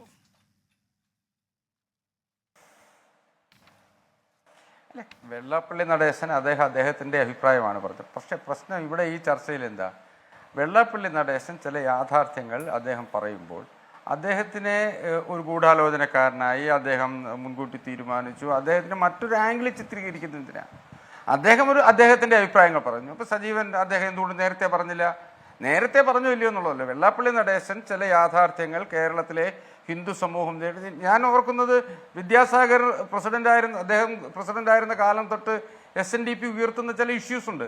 ആ ഇഷ്യൂസിൻ്റെ ഒക്കെ ഒരു തുടർച്ചയായിട്ടാണ് വെള്ളാപ്പള്ളി നടേശൻ ഇന്നത്തെ ലേഖനത്തിൽ പറയുന്നത്. അപ്പോൾ അതുകൊണ്ട് ഇപ്പോൾ BJPക്ക് ഈ നാളെ ഈ വോട്ട് കിട്ടുമോ ഇല്ലയോ എന്നുള്ളതല്ല, അത് നോക്കേണ്ടത് BJPയുടെ ഉത്തരവാദിത്വമാണ്. BDJS ഉണ്ടായത് എന്തിനാ? ഇപ്പോൾ BDJS എന്തുകൊണ്ട് അങ്ങോട്ട് പോയില്ല എന്ന് ചോദിച്ചാൽ, BDJS ഉണ്ടായത് തന്നെ ഇത്തരം ന്യൂനപക്ഷ പ്രീണനത്തിനെതിരായി നായാടി തൊട്ട് നമ്പൂതിരി വരെയുള്ള വിഭാഗത്തെ സംഘടിപ്പിച്ചുകൊണ്ട് രൂപീകരിക്കപ്പെട്ട ഒരു രാഷ്ട്രീയ പ്രസ്ഥാനം എന്നാണ് പറഞ്ഞത്. അപ്പോൾ ന്യൂനപക്ഷ പ്രീണനത്തിനെതിരെ ശക്തമായ നിലപാട് സ്വീകരിച്ചു കൊണ്ടുവരുന്ന ഒരു പാർട്ടി, ആ പാർട്ടി എന്തുകൊണ്ട് CPM-ൽ പോയില്ല, അല്ലെങ്കിൽ ഇടതുമുന്നണി പോയില്ല, വലതുമുന്നണിയിൽ പോയില്ല എന്നുള്ള ചോദ്യത്തിന് ഉത്തരവില്ലല്ലോ. ദാ ഇപ്പൊ നോക്കൂ, നമ്മുടെ ഈ ആ ചോദ്യത്തിന്റെ പ്രീണനത്തിന്റെ കാര്യം പ്രസക്തി ഞാൻ പറയുമ്പോൾ പറയാം. വയനാട് അതായത് മണ്ഡലത്തിൽ കേരള കോൺഗ്രസും വയനാട് മുസ്ലിം മണ്ഡലത്തിൽ ലീഗും വളരെ ഒക്കെ വളരെ ഈ രണ്ട് ബോധപൂർവമായി ന്യൂനപക്ഷ UDF വിഭാഗങ്ങളുടെ രാഷ്ട്രീയ മുസ്ലിം കാൻഡിഡേറ്റിനെ അവകാശങ്ങൾക്ക് വേണ്ടി നിർത്തണമെന്ന് നിലകൊള്ളുന്നതാണെങ്കിൽ BDJS അല്ല, ഇതുപോലെ ഗോപികൃഷ്ണൻ, തന്നെ ഇത് ആ രാഷ്ട്രീയ ഇതൊരു- അവകാശം ഉന്നയിച്ച് ഇടതു മുന്നണിയിലോ അല്ലെങ്കിൽ UDFന്റെയോ ഭാഗമാകാമല്ലോ എന്നാണ് ഞാൻ ചോദിച്ചത്. അല്ലെന്നേ ഞാൻ പറഞ്ഞു നോക്ക അല്ലെ ഗോപികൃഷ്ണൻ, നിങ്ങളെ പോലുള്ള മാധ്യമ പ്രവർത്തകരും മാധ്യമങ്ങളും കാണാതെ പോകുന്ന ചില കാര്യങ്ങളുണ്ട്. വയനാട്ടിൽ വളരെ ബോധപൂർവമായി ഇപ്പോൾ UDFൽ ഒരു ടോക്ക് നടക്കുന്നുണ്ടല്ലോ, മുസ്ലിം കാൻഡിഡേറ്റ് വേണം, മുസ്ലിം കാൻഡിഡേറ്റ് വേണം. മുസ്ലിം കാൻഡിഡേറ്റിനെ നിർത്തുകയോ നിർത്താതിരിക്കുകയോ ചെയ്യുക എന്നുള്ളതല്ലല്ലോ. പക്ഷെ ഇതൊരു വളരെ വ്യക്തമായ ഒരു എന്താ പറയണ്ടേ, സമ്മർദ്ദ രാഷ്ട്രീയത്തിലൂടെ സ്ഥാനങ്ങൾ നേടാൻ ഒരു സംഘടിത സമൂഹം ശ്രമിക്കുമ്പോൾ അസംഘടിതരായ ഒരു വിഭാഗം സ്ഥാനമാനങ്ങൾ അല്ലെങ്കിൽ അവരുടെ പദവികൾ അവർക്ക് നഷ്ടപ്പെടുന്നു, അവർക്ക് സ്ഥാനങ്ങൾ ലഭിക്കുന്നില്ല, അവർ അവഗണിക്കപ്പെടുന്നു എന്ന ഒരു യാഥാർത്ഥ്യം വിളിച്ചു പറയുമ്പോൾ ആ വിളിച്ചു പറയുന്നയാളെ ക്രൂശിക്കുന്ന ഈ സമീപനമാണ് തെറ്റ്.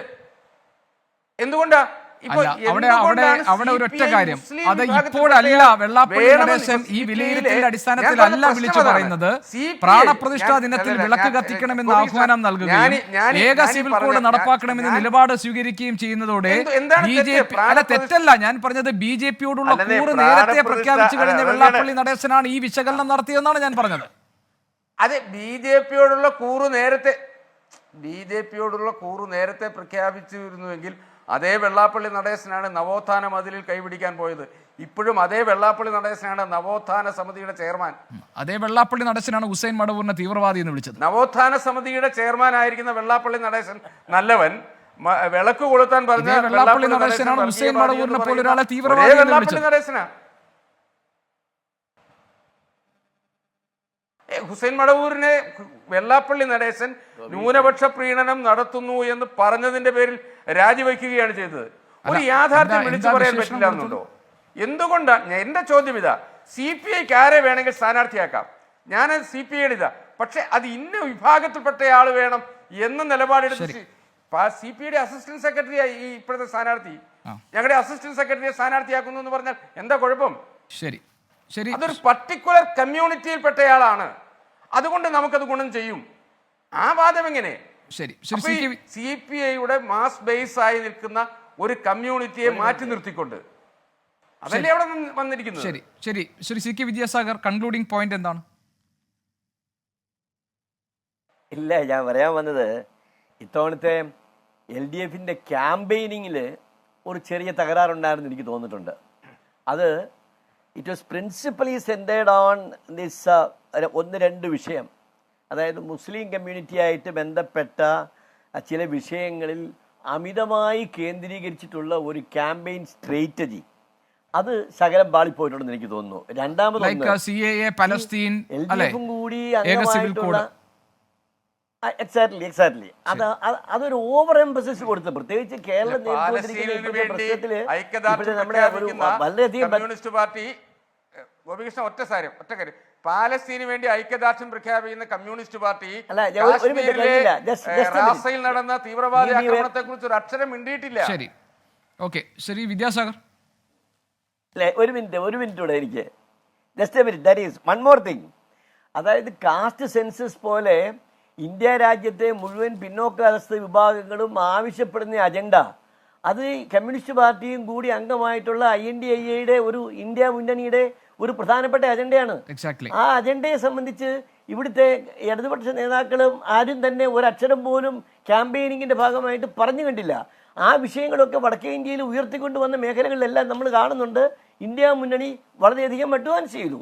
അപ്പം അങ്ങനെ ഒരു ശകലം ഡിസ്റ്റോർഷൻ അവരുടെ ക്യാമ്പയിനിങ്ങിന്റെ ഓറിയന്റേഷനിൽ അവർക്ക് ശകലം പെശക് പറ്റിയിട്ടില്ലേ എന്നും കൂടി എനിക്ക് ഈ അവസരത്തിൽ പറയാൻ തോന്നുന്നു. വിദ്യാസാഗർ, അങ്ങനെ പറയുമ്പോഴും കേരളത്തിന്റെ സാമൂഹിക സാഹചര്യങ്ങളിൽ മറ്റു ചില പ്രശ്നങ്ങളുണ്ടായിരുന്നു. അതായത് സംഘപരിവാർ രാഷ്ട്രീയം ശക്തിപ്പെടുകയും BJP ഭരണം തുടർന്നു വരികയും ചെയ്യുമ്പോൾ ഏറ്റവും അധികം അരക്ഷിതത്വം അനുഭവിക്കുന്ന ഒരു വിഭാഗമായി കേരളത്തിലെ മുസ്ലിം ന്യൂനപക്ഷങ്ങൾ മാറുന്ന സന്ദർഭത്തിലെ ഒരു രാഷ്ട്രീയ ഉത്തരവാദിത്തം കൂടിയ ഒരുപക്ഷെ CPM പോലുള്ള ഇടതുപക്ഷ പ്രസ്ഥാനങ്ങൾ അതിനെ കണ്ടിരിക്കാം. ഏതായാലും നേരത്തെ ശ്രീ റെജി ലൂക്കോസ് പറഞ്ഞതുപോലെ ആത്മപരിശോധനയും സ്വയം വിമർശനവും നടത്തി CPM ഇടതുമുന്നണിയും ഈ കാര്യങ്ങളിൽ എന്ത് മാറ്റങ്ങൾ വരുത്തുമെന്ന് നമുക്ക് നോക്കാം. ഈ ചർച്ചയിൽ പങ്കെടുത്ത എല്ലാ അതിഥികൾക്കും നന്ദി. എൻകൗണ്ടർ ഇവിടെ പൂർത്തിയാവുകയാണ്.